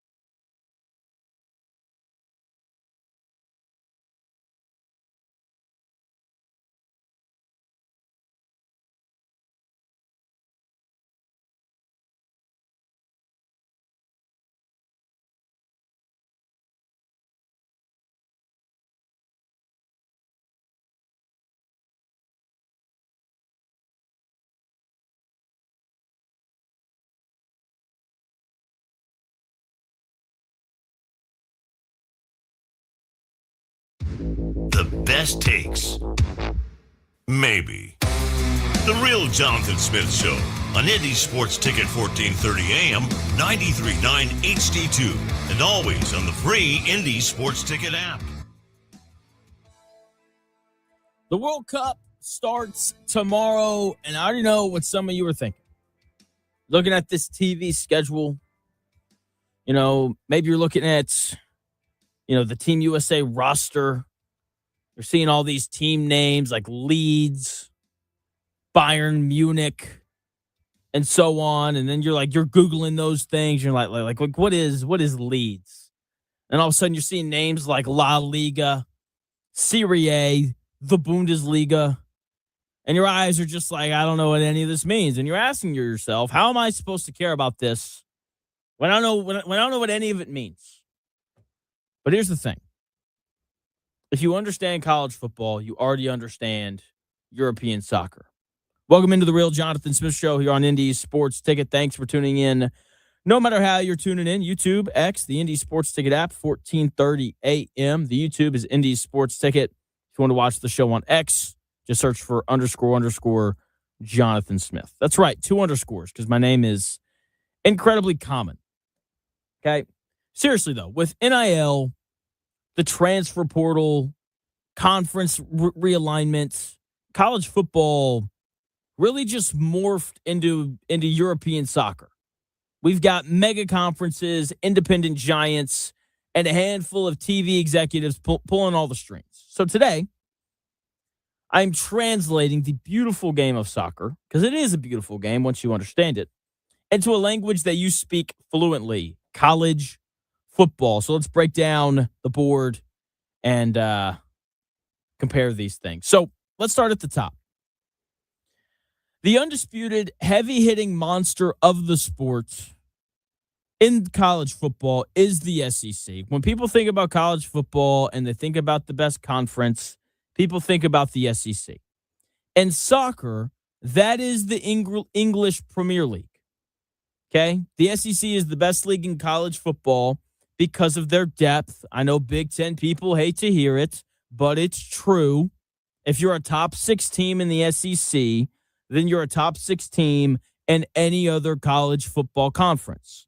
Also, like the SEC, the best team in the world doesn't always come from the Premier League. Okay? When all the leagues meet for the Champions League, it usually isn't a Premier League team that wins it in recent history. Okay? But it doesn't take away from the depth of the conference. There are 6 big clubs in the Premier League, very similar to the SEC, where there's 6 big teams. Your Alabama, LSU. I think Ole Miss has entered that point. I should have written all these down. I'm not like that, I guess. In terms of being able to name off the top. But why did it take me to that? 1 second here. But anyway, when you look at the SEC, though, Texas A&M, Oklahoma, there's your 6. There we go. Just took me a second. The Premier League's the same way. There's 6 big clubs that the league kind of revolves around. Okay, and like the SEC, the standard is pretty relentless in the Premier League. Like, coaches get fired incredibly quickly, no matter how much success they've had. Coaches leave for better jobs at the drop of a hat. If you hate Lane Kiffin, you'd hate all the coaches in the Premier League. Okay, all of the teams, like the SEC, are pretty close in proximity as well, so rivalries run deep. The SEC motto is, it just means more. Well, that is pretty much what it is in the Premier League. Okay, it's an absolute meat grinder. It has the biggest TV contracts, the most relentless media coverage, and an insane amount of depth. Winning the Premier League is almost as hard as winning the Champions League. It's the same thing with the SEC. When you watch Manchester City and Liverpool trade blows at the top of the standings, you're essentially watching Georgia and Alabama. It's elite, it's expensive, and it's an unforgiving conference, just like the SEC. But what about the other superpower? What about the Big Ten? The Big Ten is La Liga, the Spanish league. And why is that? Historically, La Liga and the Big Ten have both been massively top-heavy. Ohio State and Michigan are Real Madrid and Barcelona, period. They hoard the historical prestige. They have the biggest stadiums. They have the deepest pockets. And they have a nasty, bitter rivalry that commands global attention. The rest of the expanded Big Ten, your Oregons, your Penn States, your USCs, your Indianas, they're all just playing the role of Atletico Madrid. Atletico Madrid is highly capable of crashing the party, but they're always fighting the gravity of Real Madrid and Barcelona. Like, unless Indiana runs off several national titles, the Big Ten will always be a conference headlined by Ohio State and Michigan. And it's because of all the history and the prestige that you get at those schools. After you get past Ohio State and Michigan, whoever the third best team is, there's normally a drop-off in competition, and there's certainly a drop-off in terms of their historical prestige in the Big Ten. It's the same way in La Liga. Once you get past Real Madrid, Barcelona, there's a drop-off when you get to Atletico Madrid. And then after that, it's a lot of unappealing teams like Northwestern, Michigan State, and Purdue. So when you hear that a guy is from La Liga, be curious, what club do they play for? If they play for Barcelona, Real Madrid, or Atletico Madrid, then know that they're probably a really good player. Let's look at the ACC. The ACC is Serie A. That is the top Italian league. That is the league that Christian Pulisic plays in, arguably the best player on Team USA this year. That is the league that Weston McKennie plays in. He's the best midfielder for Team USA this year. So that is Serie A, top league in Italy. And it is the ACC. It's almost a perfect match. Back in the 1990s, Serie A ruled the soccer world, much like the ACC did during its football and basketball prime. Okay, Serie A was the best league in the world, and you could have made an argument in the 90s that the ACC was the best league in college football. That's where all the stars played. But today, Serie A is defined by a glorious history, but endless behind-the-scenes political infighting, much like the top brands in the ACC, Clemson and Florida State. They're pretty much exactly like AC Milan and Juventus, the two best teams, or the two best clubs in Serie A. They are constantly looking at their bank accounts, furious that the SEC and the Big Ten are making double in TV revenue. Both leagues, the ACC and Serie A, are leagues driven by intense regional pride, defensive battles, and administrative chaos. That is the ACC. They have formerly big brands like Clemson and Florida State. The conference as a whole is clearly not at the level of the Big Ten and the SEC, just like how Serie A is not on the level of La Liga or the Premier League, although their history suggests that it could be, just like with the ACC. It's like, man, like if Florida State figures it out and if Clemson gets rolling again, then like that's a pretty good conference at the top with, Virginia, who's pretty good this last year, Miami, Florida State, and Clemson.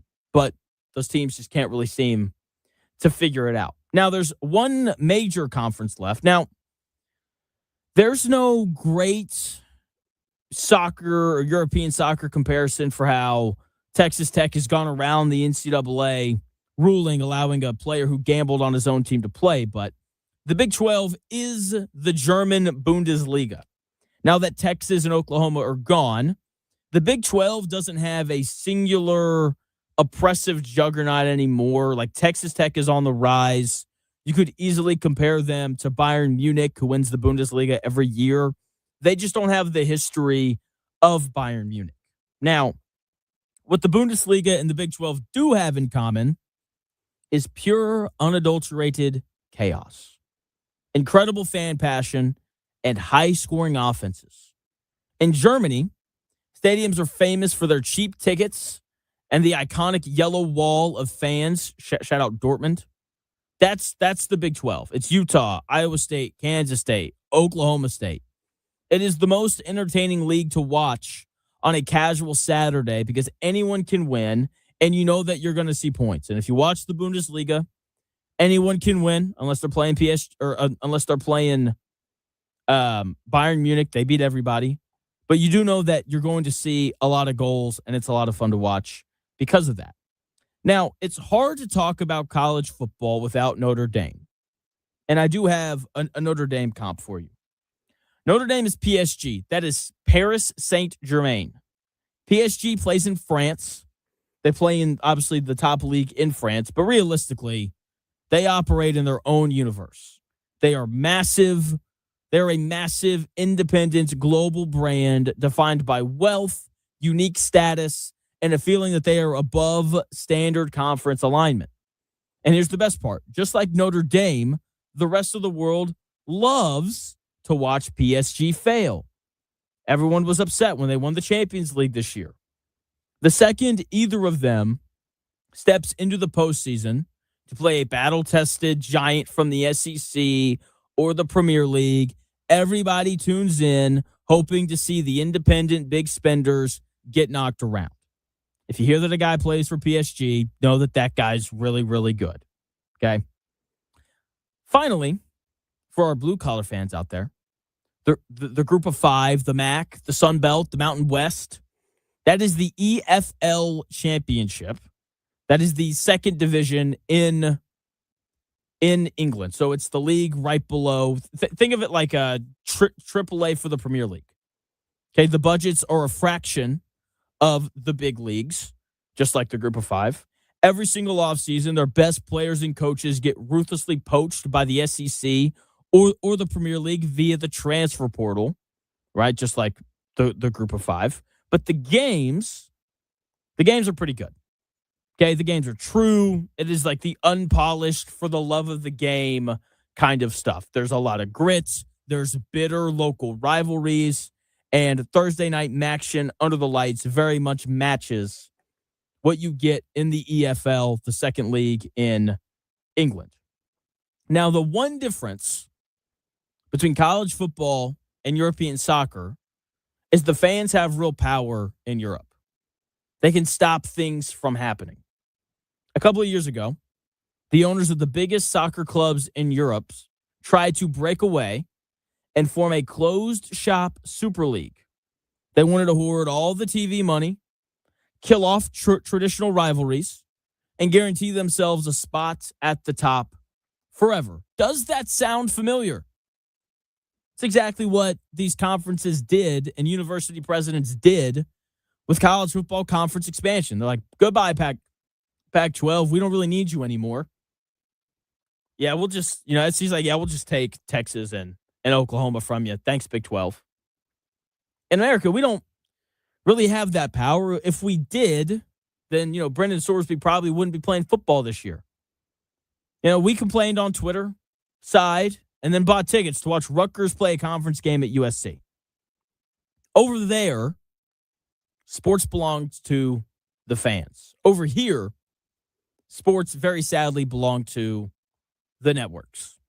So there is your college football, European soccer comparison. Hopefully you are a little more prepared now for the upcoming, World Cup. Starts tomorrow. I can't wait. Can't wait to watch Team USA play Paraguay on Friday night at 9 p.m. Chris, what you think there? Did that make sense? Solid breakdown. I followed, and it made a lot of sense. You did a great job of explaining and positioning the different leagues there. I'm probably going to forget it tomorrow, but that's okay. Excellent job explaining that. Thank you. I really, the big thing is, like, I probably should have personalized it a little bit more for Team USA. But, like, when you look at Team USA and you look at the clubs that these guys are on now, I wish that they had that with whenever you go on ESPN. But, like, Chris Richards, 26-year-old defenseman, like, he plays for Crystal Palace. That's in the Premier League. So, like, that he's a good player. Who else here? Again, like, Pulisic and McKinney both play in Serie A. So for the big clubs in Serie A, that's the important part. It's like, that they can really play. It's really weird seeing how small these guys are. Because, like, so many times professional athletes, we think they're, like, really big. Because, like you see basketball players and you're like, wow, dude's huge. You see Aaron Donald and you're like, geez, man, like, that's an athlete. And you look at, like, the biggest guy on Team USA's roster is Miles Robinson. He's 6'2", 183 pounds. Like, I see that guy at the gym on Tuesday. Sure. That guy weighs three more pounds than I do. Just saying. I don't know. I think it feels weird Like why is there a 5'6", 146-pound guy on the Team USA roster? So I don't know, but all right, that is your World Cup breakdown. Again, it starts tomorrow. What time's the first game tomorrow? Tell me it's on during the show. Dang it, it doesn't start till 3. That stinks. Where's Team USA playing at? Oh, they're playing in LA. Great. Everyone's going to be late to the game. It'll be awesome. But very excited. Can't wait to see how the World Cup goes. Round of 16. Hopefully, Team USA can make it that far. That would feel like a good spot. And again, some of the most fun I've had on Twitter is watching these Europeans discover America. This guy was like, I'm eating Buc-ee's for dinner at 1 a.m. It's like, that is the American experience. Yes. Seeing their reactions, like there was a friendly at Auburn University last night, and Auburn did, like they had the Eagle fly down. And if you've never been to a game at Auburn, a college football game, watching the Eagle fly down is so cool. It's incredible. And it's immediately followed up by a flyover. And they don't do those things in Europe. They just like play soccer and go home. And so seeing their reactions to like the pageantry and the way that we present sports here in America has been really cool. And also seeing them discover things like Waffle House and Buc-ee's, pretty cool too. And Dollar General. Yeah. Don't forget to tell people about our World Soccer Challenge. That's right. That's exactly right. JJ Watson. Oh, wow. So there's this German guy named Freddie who's been going around and he's posting a lot of the stuff that he's seeing, and he's really blown up on Twitter. And he's traveling to Houston to watch Germany play. And JJ Watt is covering his trip or something, which is really cool. Like, only in America, man. Only in America. It's why we're the greatest country. I love that Europeans are coming over here being like, yeah, this place is pretty sick. It's no wonder they beat us in the war. These guys are really cool. Oh, man. There's a chance Team USA, if I remember the bracket correctly, there's a chance that Team USA is going to play England in Philadelphia, which is fascinating because like Philadelphia is where a lot of the independent stuff happens. Like that's obviously where the Liberty Bell is. That's where they would have signed the Declaration of Independence. And so I don't know. I think stuff like that is cool when it all lines up. I hope we get England in Philly, round of 16, round of 8 on the line. Be really cool. I don't know. Maybe I'm just a nerd. Am I just a nerd, or would that be cool? That would be pretty cool, man. I feel like you're just pandering to me a little bit. No, I mean, whatever you're into, man, you should be happy for it. So it's not a nerdy thing to be excited about. Man. All right. World Cup. It's great. We're going to talk about it on the show because it's June, but also because it's great. You know what else is great? Colts camp. Jonathan Taylor spoke to the media earlier today, said that he wants to be a Colt for life. He's got a nice little extension looming. We'll see if it goes his way or not. I know we all love Jonathan Taylor here, but the idea of overpaying an older running back doesn't exactly get me really excited, So we'll see how it goes. But other parts of Colts minicamp happened yesterday, and we've got some audio for you. 7-on-7 drills in June are great for a quarterback's rhythm. But judging a dual threat guy like Daniel Jones in a clean pocket is like judging a cake based on the raw batter. Like you need to let it cook a little longer. The Colts need for Daniel Jones to be a weapon on the ground to keep this offense on schedule. But is his foundation ready to take that hit? I've got audio of Coach Steichen and his latest update on Daniel Jones and more in 3 minutes.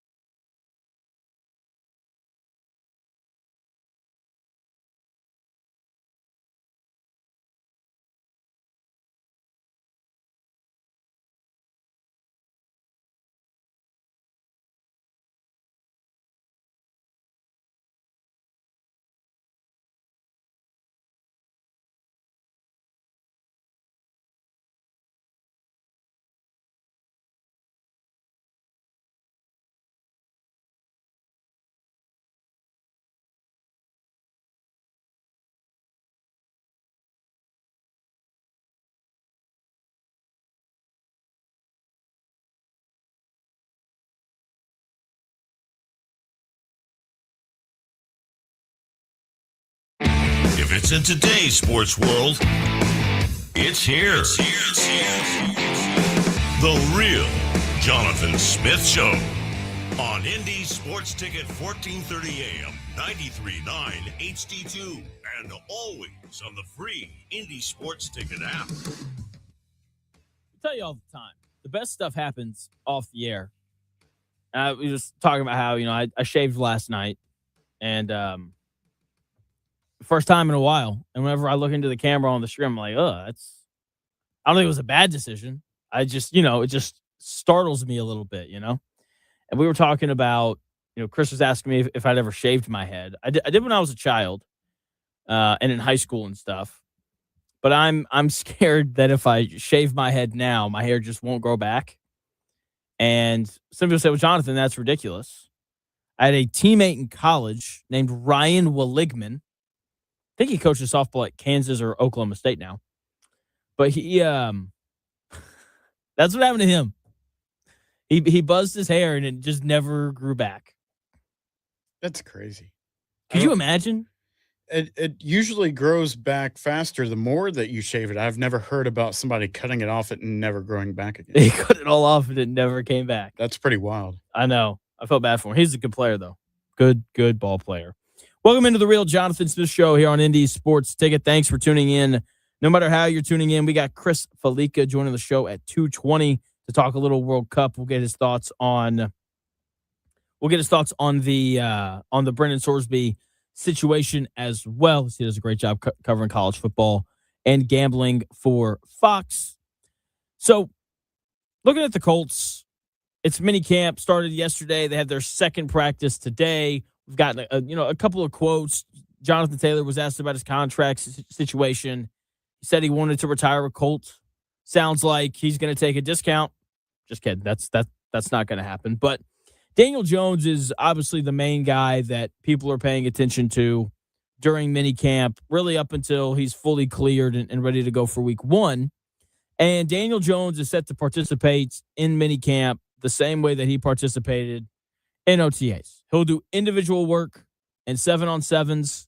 He won't do 11-on-11 until training camp actually starts. Here is Coach Steichen on Daniel Jones's progress coming back from the Achilles.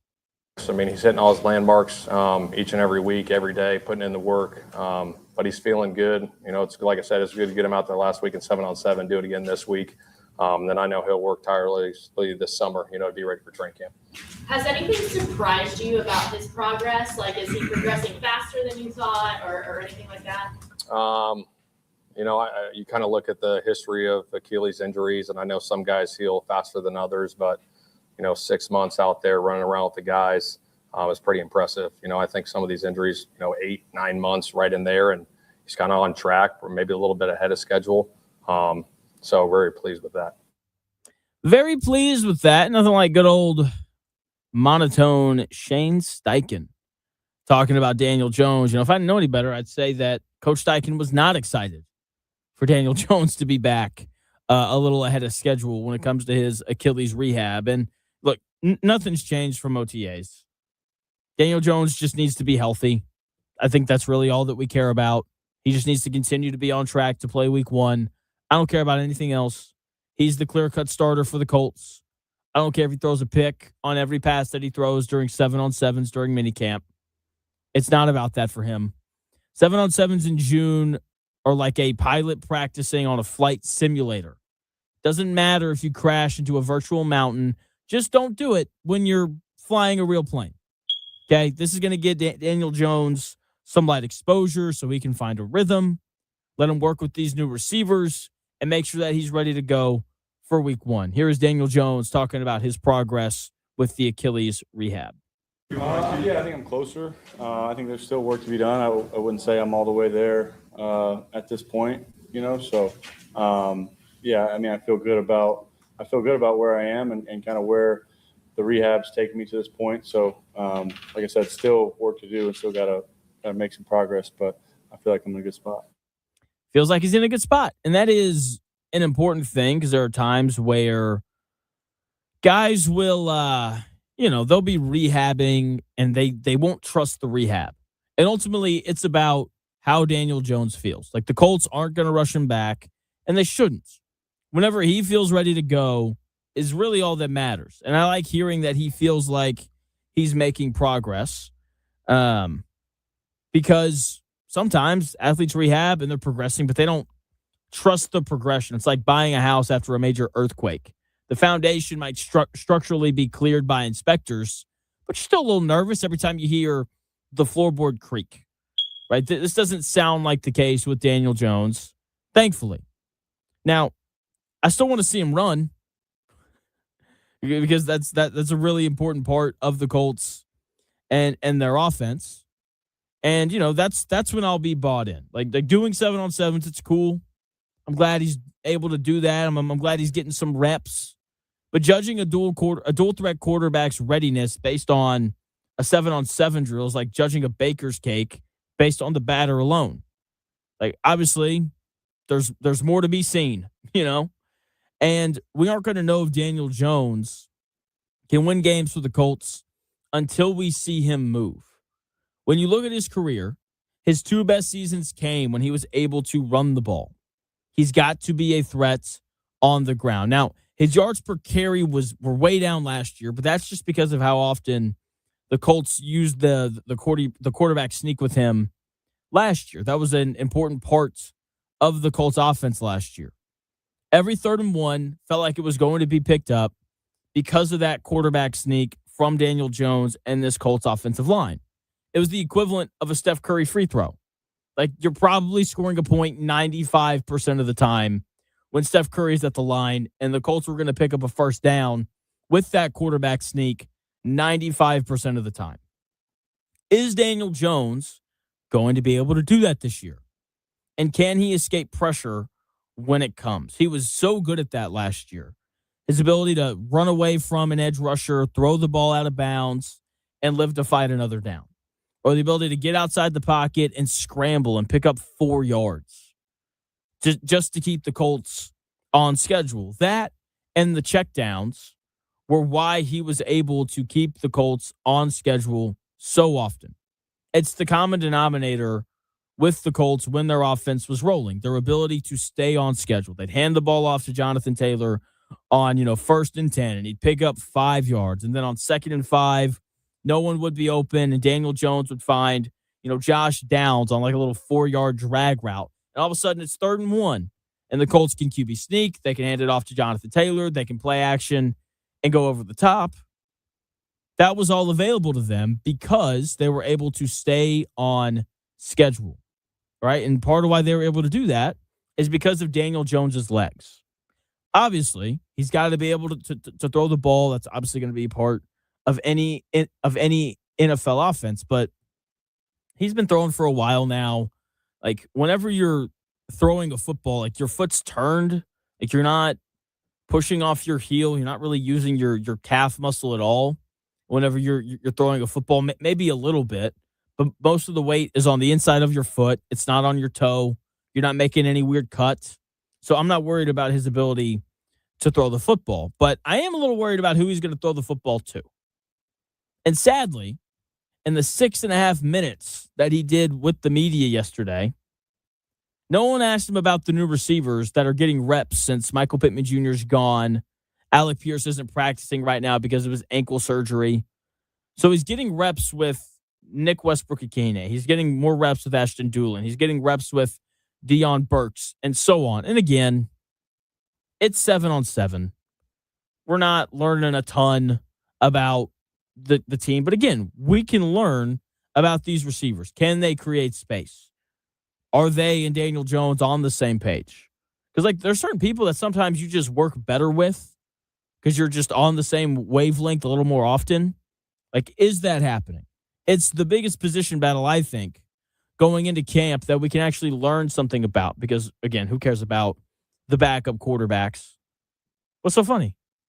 Sorry, this is reading Ross's comment. Oh, okay. I was like, all right. What was I saying? Yeah, it's like when you look at the backup quarterbacks, who cares if it's Riley Leonard or Anthony Richardson? They both stink. It's not going to matter.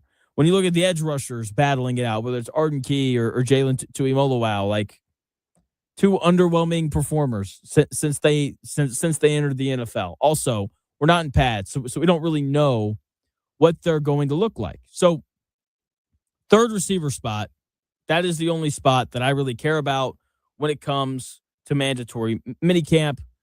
We've got a lot of audio for you with Shane Steichen talking about that. We've got Ashton Doolin talking about the opportunity as well. We'll play that audio for you at 2 o'clock. But first, we're going to go to producer Chris with your sports update. Hey, quick question. What's up? How mad would you be if, like, AR just comes out of training camp looking phenomenal, gets traded, and they become a playoff team before the Colts get back to the playoffs? I wouldn't be surprised. Like, really? Anthony Richardson is so talented. He just clearly needs a change of scenery. But it would just be, another knock against Steichen and Ballard. That's all that it would be. I was just curious. All right. It's a good question. Good response. All right, here's what's trending this hour in Indy. Sports-wise, the Colts returned to practice fields this morning for day 2 of mandatory minicamp. Shane Steichen announced that Alec Pierce, DeForest Buckner will sit out the rest of minicamp. Surprise, surprise, as a precaution. So there you go. The Indiana Fever are close to selling out their next home game and Commissioner's Cup matchup, which is tomorrow night against the Chicago Sky at Gainbridge Fieldhouse. 7 o'clock tip for that on Prime Video if you feel like watching it at home. Today, Caitlin Clark was named to Time Magazine's inaugural 100 Most Influential People in Sports for 2026. Okay. The Carolina Hurricanes even the series with a 5-3 win over the Vegas Golden Knights last night in the Stanley Cup Finals. Game 5 is also tomorrow night, 8 o'clock on ABC. And Game 4 of the NBA Finals is tonight on ABC, 8:30 from New York. That's what's trending this hour. More of the Real Jonathan Smith Show. And Chris Falica joins the show at 2:20 on Indy Sports Ticket, 1430.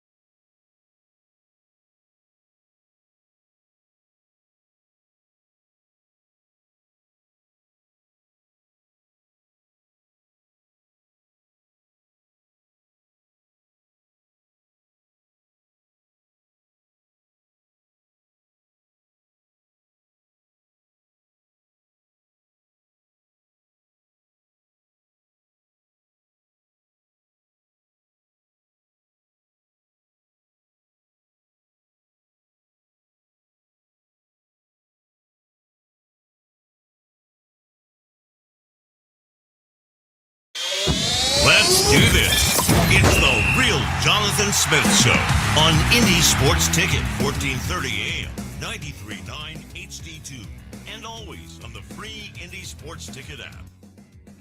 Hour number 3 of the real Jonathan Smith Show getting underway. Chris Falica, the Bear from Fox, is going to join the show coming up here in about 20 minutes. We're going to talk World Cup. We'll talk Brendan Sorsby a little bit as well, and just the ruling that's come down from them on still insane. I read the athletic director at Texas Tech. He released a statement today. It's insane. Just a load of baloney. He's got this part in there. He's like, well, my son played football at Texas Tech, and I've been asking myself, how would I treat this if it were my own son going through this? Oh, you just wouldn't give him a consequence? I mean, come on now. It's insane. And he talks a lot about how, we got to support our student athletes, and we want to support Brendan as he goes through, his rehab for his mental illness and all these things. And it's like, hey, man, you can support him while also acknowledging that what he did was wrong. I mean, come on now. I read another quote today from an anonymous Big Ten coach where he was like, what I think we're going to do is we're going to hire a gambling expert from Las Vegas to come in and coach our guys on how to gamble. And then we're going to have a team meeting, and we're all going to discuss which games that we're going to play hard in so that we cover, and which games we're not going to play hard in so that we don't cover. And we're just going to bet those lines. It's like, you can do that now and not get in trouble, because that is essentially what, Brendan Sorsby did. And so the Sorsby stuff still really upsets me. Chris Falica, the Bear from Fox, he'll join the show coming up here at 2:20, and we'll keep talking through that. We do have more stuff on the Indianapolis Colts. That battle for that third wide receiver spot is still up for grabs. Obviously Ashton Doolin is battling it out for that. So is Nick Westbrook-Akine and Deion Burks as well. We'll get to that audio of Shane Steichen talking about it here in a moment. But we got Buzzard on the line with a gambling question. What's going on, Buzzard? How are you? Hey, I'm doing really good. All right. So the whole gambling on your own team thing and the Texas Tech thing, you can go to jail for insider trading for having information, passing it along, making trades with stuff you're not supposed to have inside your brain. If the NCAA cannot control anything because it goes to a judge anyway, do you think that is the only step federally that the government, where they could actually step in and say, all right, there's already rules on this, but is that really the only way to slow it down? Is if they just create some harsher laws to where if you bet on your own team, because if you can go to jail for sharing info on stocks, yeah, but can bet on your own team and you still get to even play the sport that you bet on, I would think that would be the next step. That would be my question for Chris Falica when it comes on. Yeah, equating it to insider trading is really interesting, because you're right. Like, you do have inside information. Like, I know he bet the under on like the IU quarterbacks passing yards and one of his bets, which 2022, I probably would have made that bet as well. Right. But my thing, and the thing that I'm still a little surprised by, is that a court judge looked at this, saw that he broke the law, because like you can't pay other people to make bets for you in other states. He placed bets in states where it's not legal to sports gamble or to gamble at all. And the fact that the judge just like breezed over all that and was like, yeah, man, you can play. That's the part that is confusing to me. Right. So I don't know, equating it to insider trading is interesting. I'm sure that I'm sure that they're making revisions right now to whatever they've got going in front of Congress right now to include something on this. But right. Yeah, I would assume that they could put some sort of law in place to kind of keep people from doing this. If it would even matter, because we've got laws in place right now against sports gambling, and it doesn't seem to matter for Sorsby. Yeah, I mean, I can't be on a team and a board of a company if I know something's coming down and make a bunch of trades and pass on that information. He's doing the same exact thing. I think that's the only way to really draw a definite line and say, if you do this, yeah, you're going to jail. Not just can you play in a football game, but that would be my solution. Yeah, it's a good one. I guess I'm pro jail time. Yeah. Which there's worse things to be pro. So yeah, I think that's a good option. I'll definitely run that by Chris when he comes on here in about 10 minutes or so. All right. Yep, you got it. And bring back the jorts. Sounds good. And the Skechers. Keep them around. Yeah, both. All right, man. Thanks, Buzzard. Have a good one. I love it when Buzzard calls in. So yeah, the Sorsby stuff is just, it's insane. Again, we'll talk to the Bear about it coming up here at 2:20. But right now we're talking about that Colts wide receiver position battle. Here is Colts head coach Shane Steichen talking about the battle and what he's looking for. Yeah, I think that's a great question. I think that's going to be an open competition. Obviously, Doolin's been here. He's taking a lot of reps right now, but we got Treadwell and we signed Westbrook, who's a good player that's played in this league for a while. So we'll see how camp goes, but I'm excited for that battle. What are you looking at most? Is it that veteran experience? Is it getting off of breaks and separation? Is it versatility? What are you looking for? I think the biggest thing is consistency. Like, who's going to be the most consistent there, day in and day out, playing and play out, to go help us win games. Coach Steichen right there talking about, consistency. That is what is going to determine who ends up winning that Colts wide receiver job. And look, if it's going to come down to consistency, I don't know how you don't just go ahead and give the job to Ashton Doolin to be the starter right now. He has been incredibly reliable in all of the opportunities that he's been given at wide receiver during his time with the Colts. He's been reliable on special teams. If you want consistency, that's Ashton Doolin.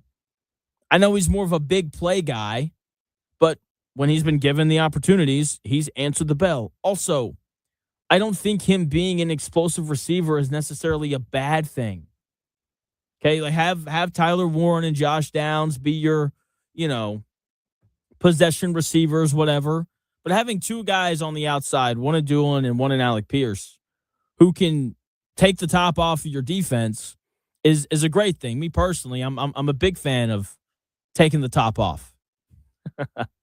Right? So that should free up the run game, because you have to respect the speed on both sides of the offense. It's much harder to bring a safety down into the box when you've got that much speed and size, quite frankly, on the perimeter of your offense. Like, think about the Miami Dolphins when they were rolling. You had Tyreek Hill on one side, you had Jalen Waddle on the other. Really tough to cover those guys with only one deep safety. You need two. And this would give you, I'm not saying that Ashton Doolin and Alec Pierce are as good as those guys, but they give you a similar threat of, we got not one but two guys who can beat you over the top. That's a valuable thing to have, and it allows you to run the football a little bit easier because you don't have safeties being brought down into the box. When you have that much speed on the field, teams are playing lighter personnel sets, so you're going to see more nickel, you're going to see more dime, you're going to see less linebackers and more speed. So very intrigued to see what they do with that. The question for Doolin is going to be, can he run the route tree and can he create separation against the best corners in the NFL? I say this all the time, and you're going to hear it more and more from me. Teams tell you what they think about a player. There's a reason Ashton Doolin hasn't played more at wide receiver. There's a reason why Nick Westbrook-Akine has played significantly more snaps at receiver throughout his career than Ashton Doolin has. I can't wait to see how the battle turns out, because the Colts also told you last year when they benched A.D. Mitchell for Ashton Doolin, hey, we trust this guy. So I like him. I think he's been really good in the opportunities given to him. And it sounds like that has continued through OTAs. He's reportedly had multiple touchdown receptions from Daniel Jones. Here is Ashton Doolin talking about losing Michael Pittman Jr. and the open spot. Yeah, when you losing Pitt, obviously big for our room. He's a guy, culture guy, leader guy. So we'll miss him, obviously. But with our receivers, a good close-knit group. Everybody's kind of been around each other for a little while now. So definitely taking an opportunity to, fill that space that Pitt left. And that's just being on the basis of doing our everything right every day. Coming into work, knowing the playbook, taking care of your bodies, being available, and then knowing the role as well, knowing that spot is open and everybody's going to compete for it. So for me, it's attacking as if it's my first year, knowing that spot is open, knowing that there's points to be proven and reps to be won. So that's my mindset. Ashton Doolin right there talking about the opportunity with Michael Pittman Jr. leaving. I like him even more after hearing him talk. So different from, A.D. Mitchell's introduction to the Colts, where he started off his post-draft press conference saying, quote, "I'm mad," because he didn't go get drafted higher. Ashton Doolin is mature, definitely a forward-facing hat guy. Okay, he has a clear understanding, and he didn't make it out to be anything bigger than it already is.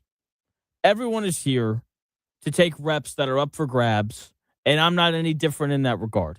That's basically what he said. Okay, you can see why Shane Steichen likes him and why they trusted him simply by the way that he speaks. Here he is talking about how his mindset doesn't really change, even though his role might change this year. For me, changing my mindset, nothing really changes because I still prepared as if I was a starting receiver beforehand, even when we had a Pitt. So for me, it's doing the same thing, staying in the playbook, knowing every position, doing my role on special teams, and being available when my number's called. That way you have the confidence internally that you can do more if more is asked from you. 100%. Like I said, just preparing throughout the week, throughout the years, honestly, just being able to know that the more I can do it, the better. So with that, the playbook is first and foremost knowing what you can do it, knowing your job first, and then talent take care of the rest. Ashton Doolin right there talking about the opportunity and why he thinks that he can do it. He's so clearly a focused guy, and it makes sense. When he came into the league, he had to grow up pretty quickly. When you're an undrafted free agent, there's really no time to dilly-dally around. That's how you get cut. You've got little to no room for error. You have to show up ready to go, and you have to impress immediately if you're going to make the roster. And Ashton Doolin is a guy who's spent a couple years on the cut line, I'm sure, when he first got here to Indy. And he had to be excellent on special teams to earn a roster spot. So the opportunity to compete for a starting receiver position isn't any pressure to him. This dude was fighting for his football career not that long ago. Okay, he's going to go about his business the way he always has, and he's going to be successful because of it. I'll be honest. As a former Division II guy, I like Ashton Doolin because he played Division II football, and you can see it in his game. He's got a chip on his shoulder the way that he plays football, and there's just something extra to him and the way that he covers punts and the way that he makes tackles when he's doing that and the opportunities that he's gotten at receiver. And I think that when you have a background of being told you aren't good enough, like it's happened to Ashton Doolin twice now, it becomes permanent rocket fuel. Like, once you don't go D1, you're like, that sucks. I'm not good enough for D1. That's nonsense. And then you go undrafted, and it's like, oh, what? I'm not good enough to get drafted? That's something that sticks with you as long as you're playing. I think he's going to be the guy that replaces Michael Pittman Jr. He's tough, which is something that, look, whatever you think about Michael Pittman Jr., that dude played through every injury. He played through a broken back, which is incredible. Like, that dude was so tough, and you need someone like that to replace him. Ashton Doolin is incredibly fast. He understands the playbook. The coaching staff clearly trusts him. And most importantly, he carries himself like an adult. I can't wait to see the way he looks this year at receiver for the Colts. Even if he doesn't win the job, I'm sure that he's going to get some reps out there. And look, guys get hurt all the time. So I'm sure that if someone goes down, he'll be one of the first options to fill in. Speaking of filling in, go ahead and fill in your calendar with times and dates of when the U.S. men's national team is playing soccer, and you can joyously watch them play football.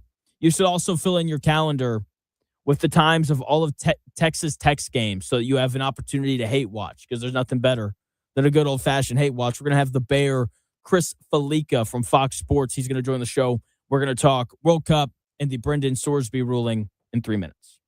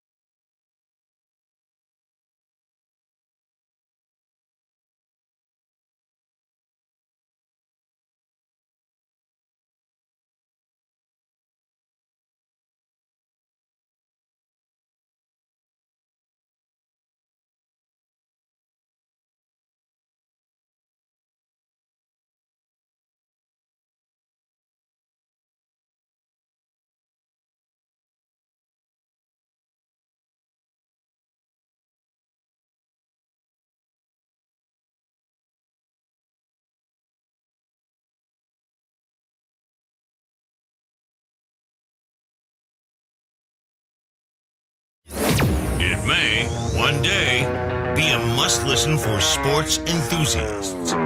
Yeah, and monkeys might fly out of my butt. Uh-oh. The Real Jonathan Smith Show on Indy Sports Ticket 1430 AM, 93.9 HD2, and always on the free Indy Sports Ticket app. Yeah.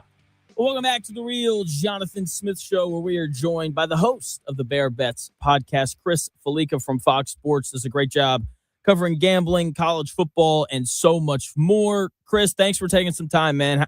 How are you doing?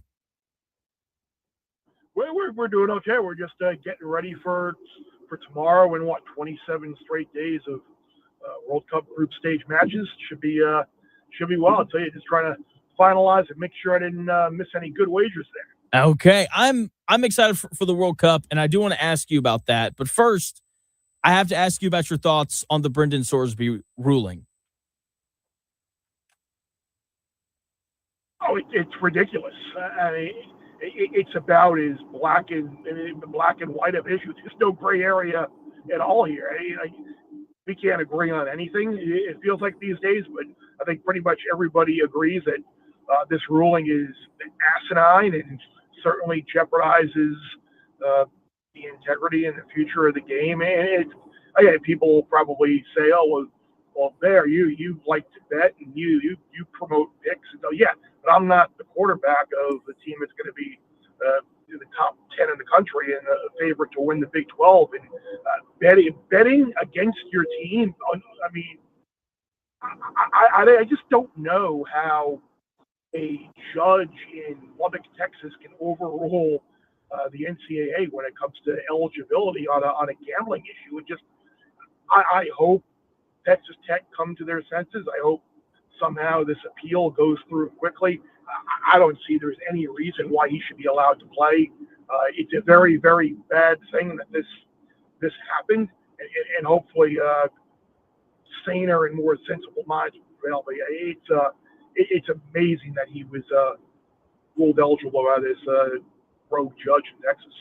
Yeah, I was really surprised by it as well. And the thing for me that caught me off guard is, like, how does this judge look at everything that happened and not be like, "Oh, you broke the law"? Like, how does that not happen? Right. and just think back and just think back in the past too, where you had a couple of years ago, I think a couple of Iowa or Iowa State players that were betting like $5 on whatever it was, not even at their own football teams, and they got banned. You're talking about Jonte Porter in the NBA, banned. I mean, Pete Rose that didn't even bet involving his own team, like banned from like. And now you're telling me it's okay for the quarterback of a team to bet against bet unders on his own team, and then I was a mental illness and he needs to play. Oh, okay. Well, what about consequences for your action? Yeah, I'm glad he's admitted his problem. Glad he sought help for with the issues that he had, but like it has to be consequence here. So it's amazing that it's gotten to this point. It really is, and I like to think that nothing surprises me anymore in college football, but that's just not the case. Again, joined by Chris Falica. You know him as the Bear over with Fox Sports. You can check out his podcast, the Bear Bets Pod.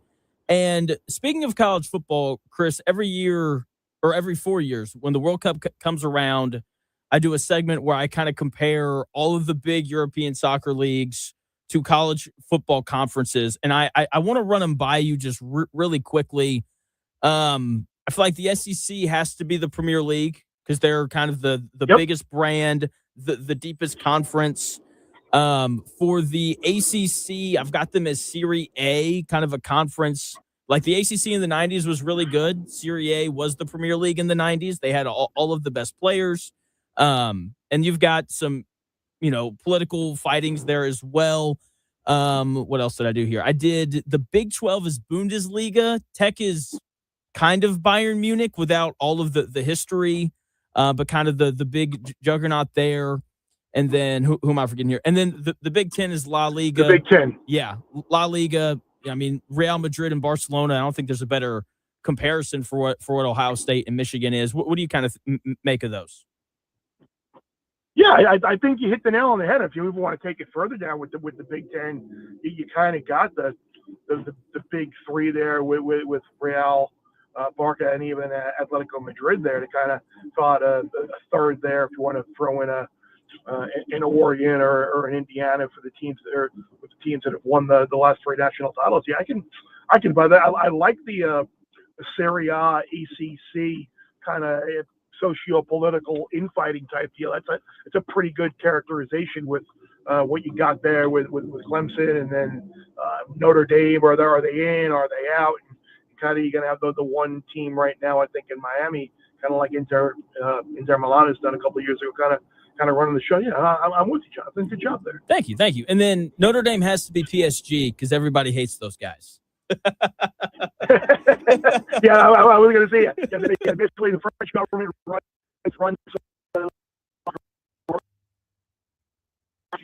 like on their own. Yeah, exactly. Even though they're in a league, they're kind of on an island of their own there. Absolutely. So Chris, I love the World Cup. I look forward to it every year. And this is, I feel like we say this every year or every 4 years. This might be the most talented U.S. men's national team we've had. I was talking to one of my buddies about it last night, and we're in a weird spot where it's like, if USA makes the round of 16, we're going to feel really good about it. But at the same time, if they don't make it, it's going to feel disappointing. How do you kind of feel about Team USA going into the World Cup? Yeah, I think the round of 16 is probably where we should wind up. I think anything further than that is asking a little bit too much. Certainly, they will make it out of the group. You have to really fall flat on your face in order to not make it out of the group with the expanded knockout right now with 32 of the 48 teams going through. I mean, I think the issue with the U.S. obviously is, do they have a number one goaltender finally? We don't know. What are we going to get from Christian Pulisic? He hasn't really performed to expectations like we thought he would. But I think round of 16 is very likely. What you're probably going to draw potentially Germany there. And I think might be the match. So yeah, I think anything less than that feels like a disappointment. Anything more than that feels like gravy. It does. And I really want us to play England and Philly. I know there's a chance for that to happen. I just think that would be a lot of fun. In terms of the overall World Cup, who should people bet on to win the whole thing?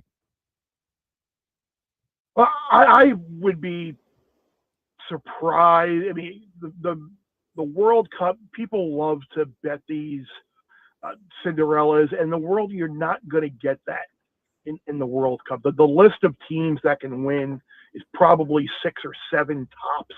Maybe if you want to include the Dutch. I don't think the Dutch can win, but I know a lot of people do. I think if you gave me Spain, France, and Portugal versus everybody else, I'd feel pretty good about my chances. I don't know what the ARB would be, or if you're just playing them all 3 of those teams to win. I think you feel pretty good. I think it's more than likely Spain and France meet in the semifinal. I know some people have had some dissenting opinions on that, but both should win their group, and I would expect them to get to the semifinal in that case, and one of them to reach the final. The one team I'd be careful of and not bet to win would be England. You mentioned England potentially a matchup against the U.S. and Philly, but England, if they were to win their group, and saying Mexico win their group, no guarantee Mexico win their group, by the way. It's not a lock. Mexico is not that much better than Czechia and South Korea, the other teams in that group. But if they do, then in the round of 16, you're going to get England going to Azteca to face Mexico in that heat and that altitude and that hostile environment. If they get out of that, then you're looking at England going to likely play Brazil in Miami, and that atmosphere, which will be a pro-Brazil crowd, and that humidity and that atmosphere. So I would not be betting England to win it. I feel like the winner will come from either Spain, France, or Portugal. And Portugal, of the 3, is the longest price of them all. So if you're looking to get a little bit frisky, Portugal will be the team I would say take a chance with there, because they probably have the easiest path to get to the final. Joined by Chris Falica. You know him as the Bear. Does a great job covering gambling over at Fox Sports. You can check out his podcast, Bear Bets. I'm going to bet France. I think they're I love their forwards, and I like offense. And so as much as I don't like their national team, that's probably who I'm going to bet on. But you brought up the weather, which I think is interesting. We're seeing all these videos of, these European athletes really kind of struggling with the heat and the humidity. How big of an impact do you think that's going to have on the tournament itself? Oh, I think it's going to favor a lot of these South American and African teams quite a bit, who are used to, that's the climate they are playing in. and for the most part grew up in a very hot, humid atmosphere. Like, how is it going to affect France? How is it going to affect Germany? How is it going to affect England and some of the other European nations that aren't used to dealing with this? That is certainly a handicapping angle. Like, I know people that are playing Senegal to win that group, which has France and Norway, and just for that reason, because they think France is going to be at a major disadvantage with the climate. But I don't see it that way. I like your France pick. If odds, forget about odds, forget about everything else. If I had to pick a team to win, not based on the price, France would be it. I do have a couple of other bets involving France. I did play Michael Olise to win the Golden Ball at 10-1. I think he is someone who he's going to win the Ballon d'Or this year. He's the best player in the world. I think he could have a fantastic tournament. And I did play Ryan Cherki from Manchester City, who now plays for obviously, but the French national team. I played him to lead the tournament in assists at 25-1. You mentioned the forwards that they have. I think Cherki could be a massive breakout star in this tournament. I took a shot at him at 25-1 to lead the tournament assists. Okay. So earlier in the week, I do this thing on Tuesdays called Top 10 Tuesday, and it's, a list of 10 things. And I was kind of giving people a heads up on some of the different players in the World Cup to kind of be on the lookout for that are a lot of fun. Who is a guy for you? Because I know I believe you're a Liverpool fan. I know you really enjoy soccer. I am. By the way, I'm a Liverpool fan as well. Go Reds. But who's kind of that guy for you that you're just excited to watch? You'll never walk alone, Jonathan. You'll never right. walk alone. That's right. I am excited to watch. The Ivory Coast is a team that I think they are low-key loaded. Talk about Liverpool, Yan Diomande, someone who Liverpool has been connected with in the transfer market. He plays for the Ivory Coast. He's someone who certainly, but I think Evan Gassan, he's kind of been moved into their first choice striker. I think he is a really dynamic goal scorer. I think he could have a big tournament. I think the Ivory Coast, with the way that the flair that they have up front, coupled with kind of like some veterans in the midfield and back, I think they are a team that could potentially surprise some people. So some of the guys from the Ivory Coast, I think, are guys to watch out for. And as a Liverpool guy as well, I am really excited to see the Florian Wirtz that we thought we were going to be getting at Anfield this year back on the Florian Wirtz at Liverpool, Florian Wirtz at the national team are two completely different players. And Germany, maybe they're kind of like this group of players that the parts don't always fit together. But I think Wirtz could be very dynamic and very creative. Okay, good to know. The guy that I went with was Holland from Norway, like just an incredible goal scorer. Like one of my good friends, he's a Man City fan, so I hate Holland for that reason. But he's just like Derrick Henry on a soccer field. I think that's kind of the best way to describe him. So that's the guy that I'm really excited to watch. Last thing for you, Chris, and I'll let you go. So we were talking about England earlier, and they've made some interesting decisions on, I think, just kind of their roster, like no Trent Alexander-Arnold. They left a couple other guys off their roster as well. And it's an interesting thing because I feel like most of the teams that win these big tournaments, they play a very more of a counterattacking kind of style. And so stylistically, how do you think Team USA kind of matches up in terms of a style that we normally see win tournaments like this?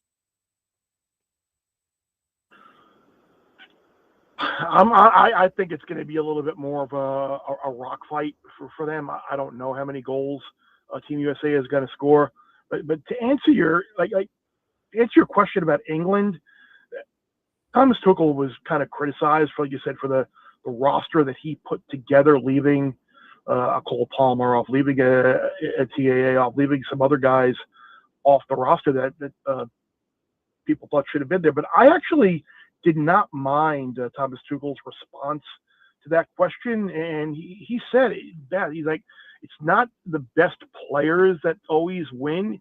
It's the best team. And when you're just selecting a side for the World Cup, you need to kind of create and select complementary pieces that that work together. Having a left foot on the bench that you might need to bring in late in a match. Having a holding midfielder that you need to kill off the time and see it out. So that he did a really good job, I think, explaining as to why they are where they are. But I can't see England getting involved in too many high-scoring games with the side that they have. But it would be disappointing for them if they did not get at least, I would think, to the quarterfinal. Even though, like I mentioned, they're probably going to have to deal with Mexico and Azteca in the 16. Yeah, it's going to be a lot of fun. Chris, thanks so much for your time. Are you in LA right now for the game on Friday night? No, I am not. No, I am not. I am not. That's a bummer because it's going to be quite the scene down there. But Chris, again, thank you so much for your time. We'll bet. I'm taking all of your bets, so it should be a really good tourney. well, if we want to start with Thursday, I bet a couple of things for Thursday. I played the Mexico match against South Africa to be the higher scoring half. The second half, I think that's when South Africa's legs could maybe give out. Maybe we see a mistake. Maybe we see a penalty. I think we could see nil first half and then a goal or two in the second half. So I played a highest scoring half, second half, and then I played the Schultz from Czechia to have over 2.5 shots. People always talk about Patrick Schick with Czechia, but Schultz is a guy who scored the goal to put them in the World Cup against Denmark in the playoffs. So I think three shots for him. A really nice plus $200 price I thought was good. So there are a couple of bets for you for tomorrow. Awesome. Thank you so much, Chris. You got it, man. Take care now. You too. That is Chris Falica. Does a great job over at Fox Sports covering all things gambling. He's got his own podcast, Bear Bets. Go and check it out. He and Jeff Schwartz do a great job, kind of giving you tips on things to bet. And, of course, big World Cup fan as well, much like myself. We'll keep talking Colts, that wide receiver 3 position battle, my thoughts on it, and some audio from Shane Steichen in 3 minutes.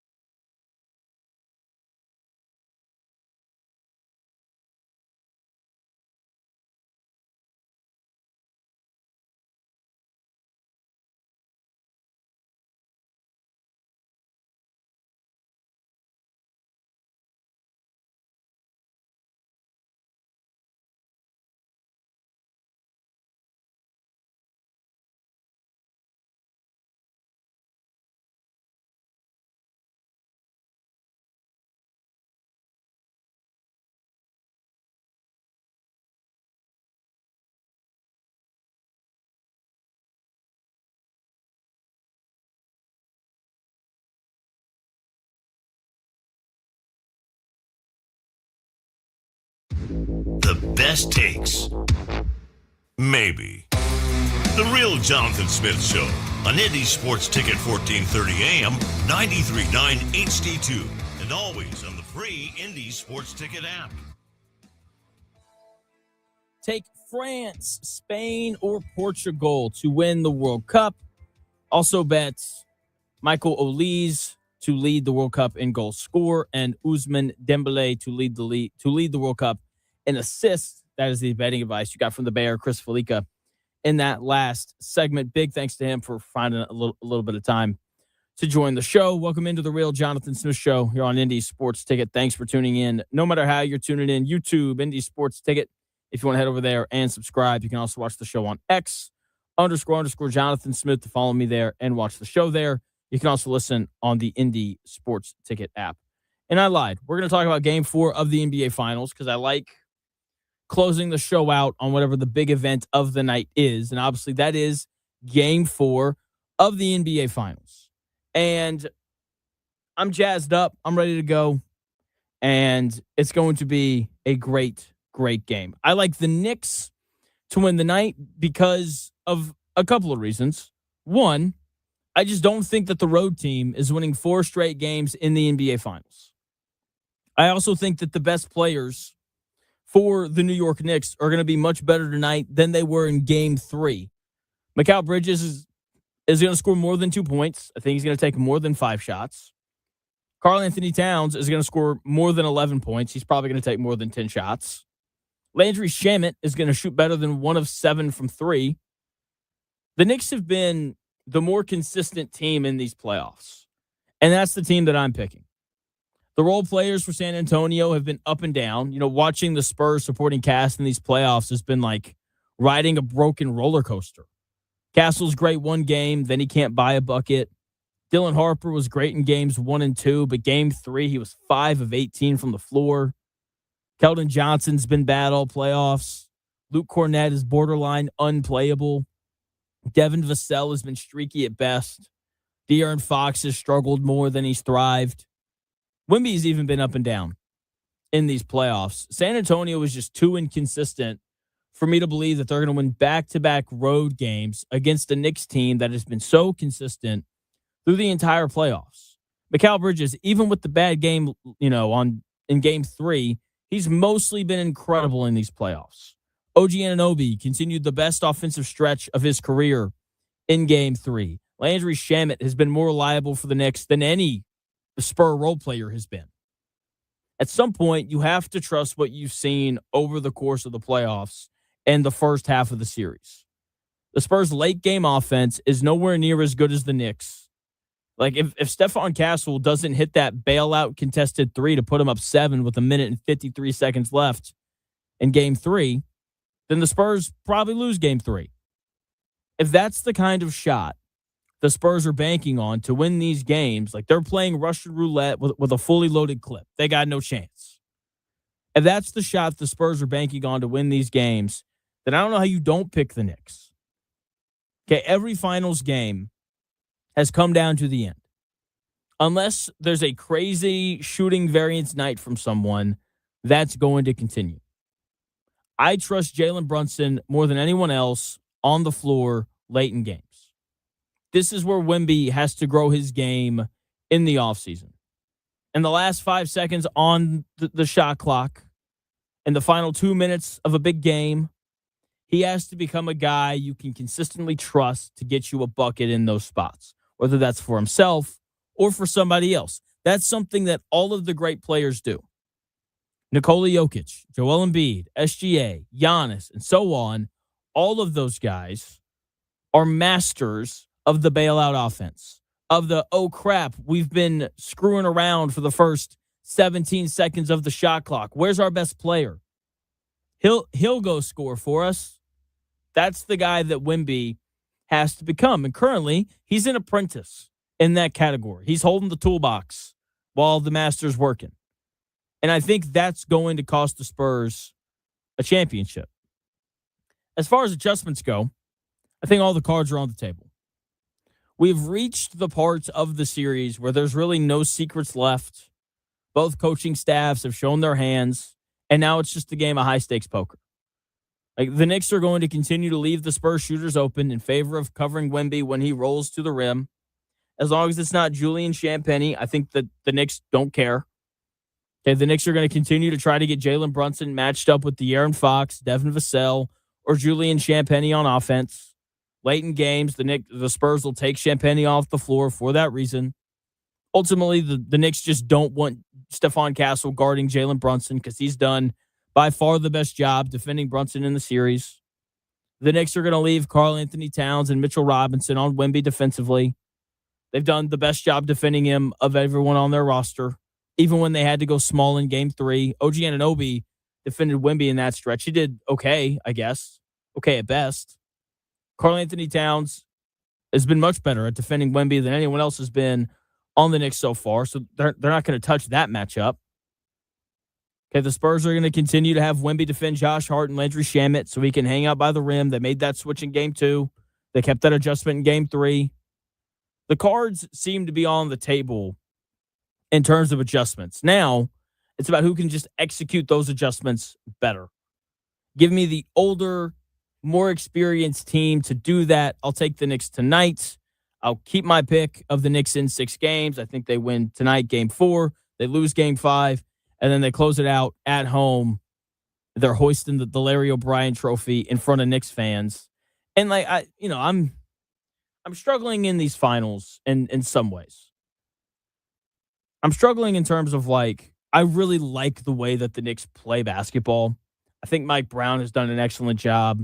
I like Karl Anthony Towns. I like Jalen Brunson. But Knicks fans are the worst.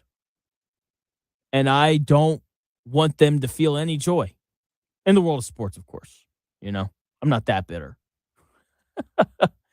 And I don't if the Knicks close it out, I kind of hope that they do it in 5 so that Knicks fans don't get to see them actually hoist the trophy.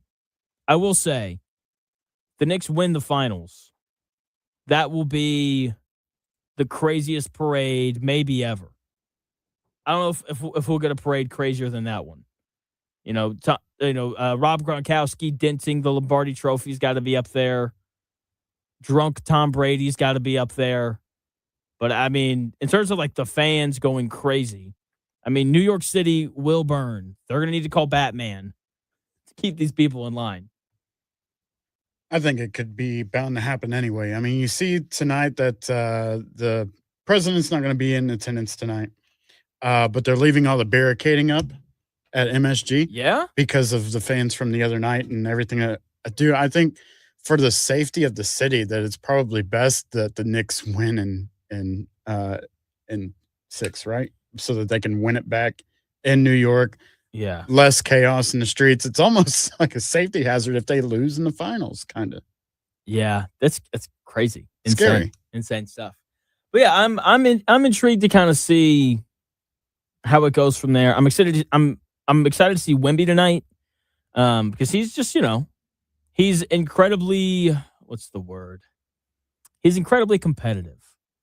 And I think he's going to come out with a lot of force tonight. We'll see if he applies that force to Jalen Brunson's head again. We'll see if he gets called for a foul, if he actually does that. So yeah, I'm excited for it tonight. And yeah, man, I think we're gonna get a great game. Yeah. You know who else is gonna be there tonight? Travis Kelce. Oh, not Dan Taylor Housen. Swift. Oh, sounds good. Do you think they'll put them on the Jumbotron during the national anthem? Man, I hope not. I wouldn't be surprised if they did. And then everybody boos them. I don't know. I think that'd be funny. Yeah. That'd be awesome. I mean, I don't know. I honestly, if I was a celebrity, I would want to go to Madison Square Garden to watch games because you're just another person there. Because there's so many other celebrities. It's just Yeah, they do a celeb cam. I saw that Dave Chappelle was there a couple nights ago, and they put him on the Jumbotron or whatever. Everybody cheered or whatnot. But yeah, they do celebrities there on their big screens as well in New York. Dave Chappelle's arguably the greatest comedian ever. So yeah, they should cheer. Absolutely. That's awesome. All right. Speaking of cheering, Chris, what did we learn today on The Real Jonathan Smith Show. All right, class, what did we learn today? How much did you pay those kids to cheer like that, bud? I didn't. Amelia was like, we're doing math today. And they were like, yeah. This is not for Jonathan's show. All right, here's what we learned today on The Real Jonathan Smith Show. We learned that listening to Colts edge rusher Arden Key talk in press conferences make our head hurt. Okay. Dude, I was watching it last night. To watch this whole press conference, you sit there and you're just like, okay. Right. For reference, hold on, man. Like, just listen to Arden Key here real quick. Just listen to this clip. I'm playing against you guys. Playing against you guys twice a year. And then really it was the back end and the D-line that was already here. Back end is a talented back end. It's one of the most talented back end I've been a part of. And then up front, we got guys up front. Then we brought them in. So we'll get that half a second hitch with those back end guys. So we'll definitely bring the quarterback down. You could probably make one whole sentence out of everything he just said. Where do you think he's from?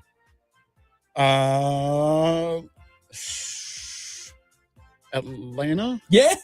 Is that right? Atlanta. Let's go. That's perfect. That's hilarious. Okay. Anyway, Arden Key is our MVP of the day. When Jonathan wins a game of 21 against some youngsters, he celebrates by shaving his face. Yep, that's right. Solid. We also learned that jorts are good to wear for sitting on a staircase when you get in trouble. For underage drinking. Yeah, that's for right. underage drinking. Right. That's right. Jonathan thinks if he shaves his head, his hair might not grow back. Seriously, man. It's a concern. We learned that according to John Buzzard, when one foot is in the grave, the other is in a sketcher. That's funny, buddy. That's funny. I almost said, all right, something else. And last but not least, we learned that Jonathan says the phrase, with that being said, a whole lot. Did I do that again today? Yeah. Was that the phrase yesterday? Yes. With that being said, that is what we learned today on The Real Jonathan Smith Show. Jonathan's going to fix that as soon as he can. Thank you for tuning into the show. We'll be back tomorrow, noon to 3. We will recap Game 4 of the NBA Finals. Guess what? The World Cup starts tomorrow. We'll talk about that more as well, so make sure you are tuned in and ready to go. We will talk to you tomorrow starting at noon. See ya.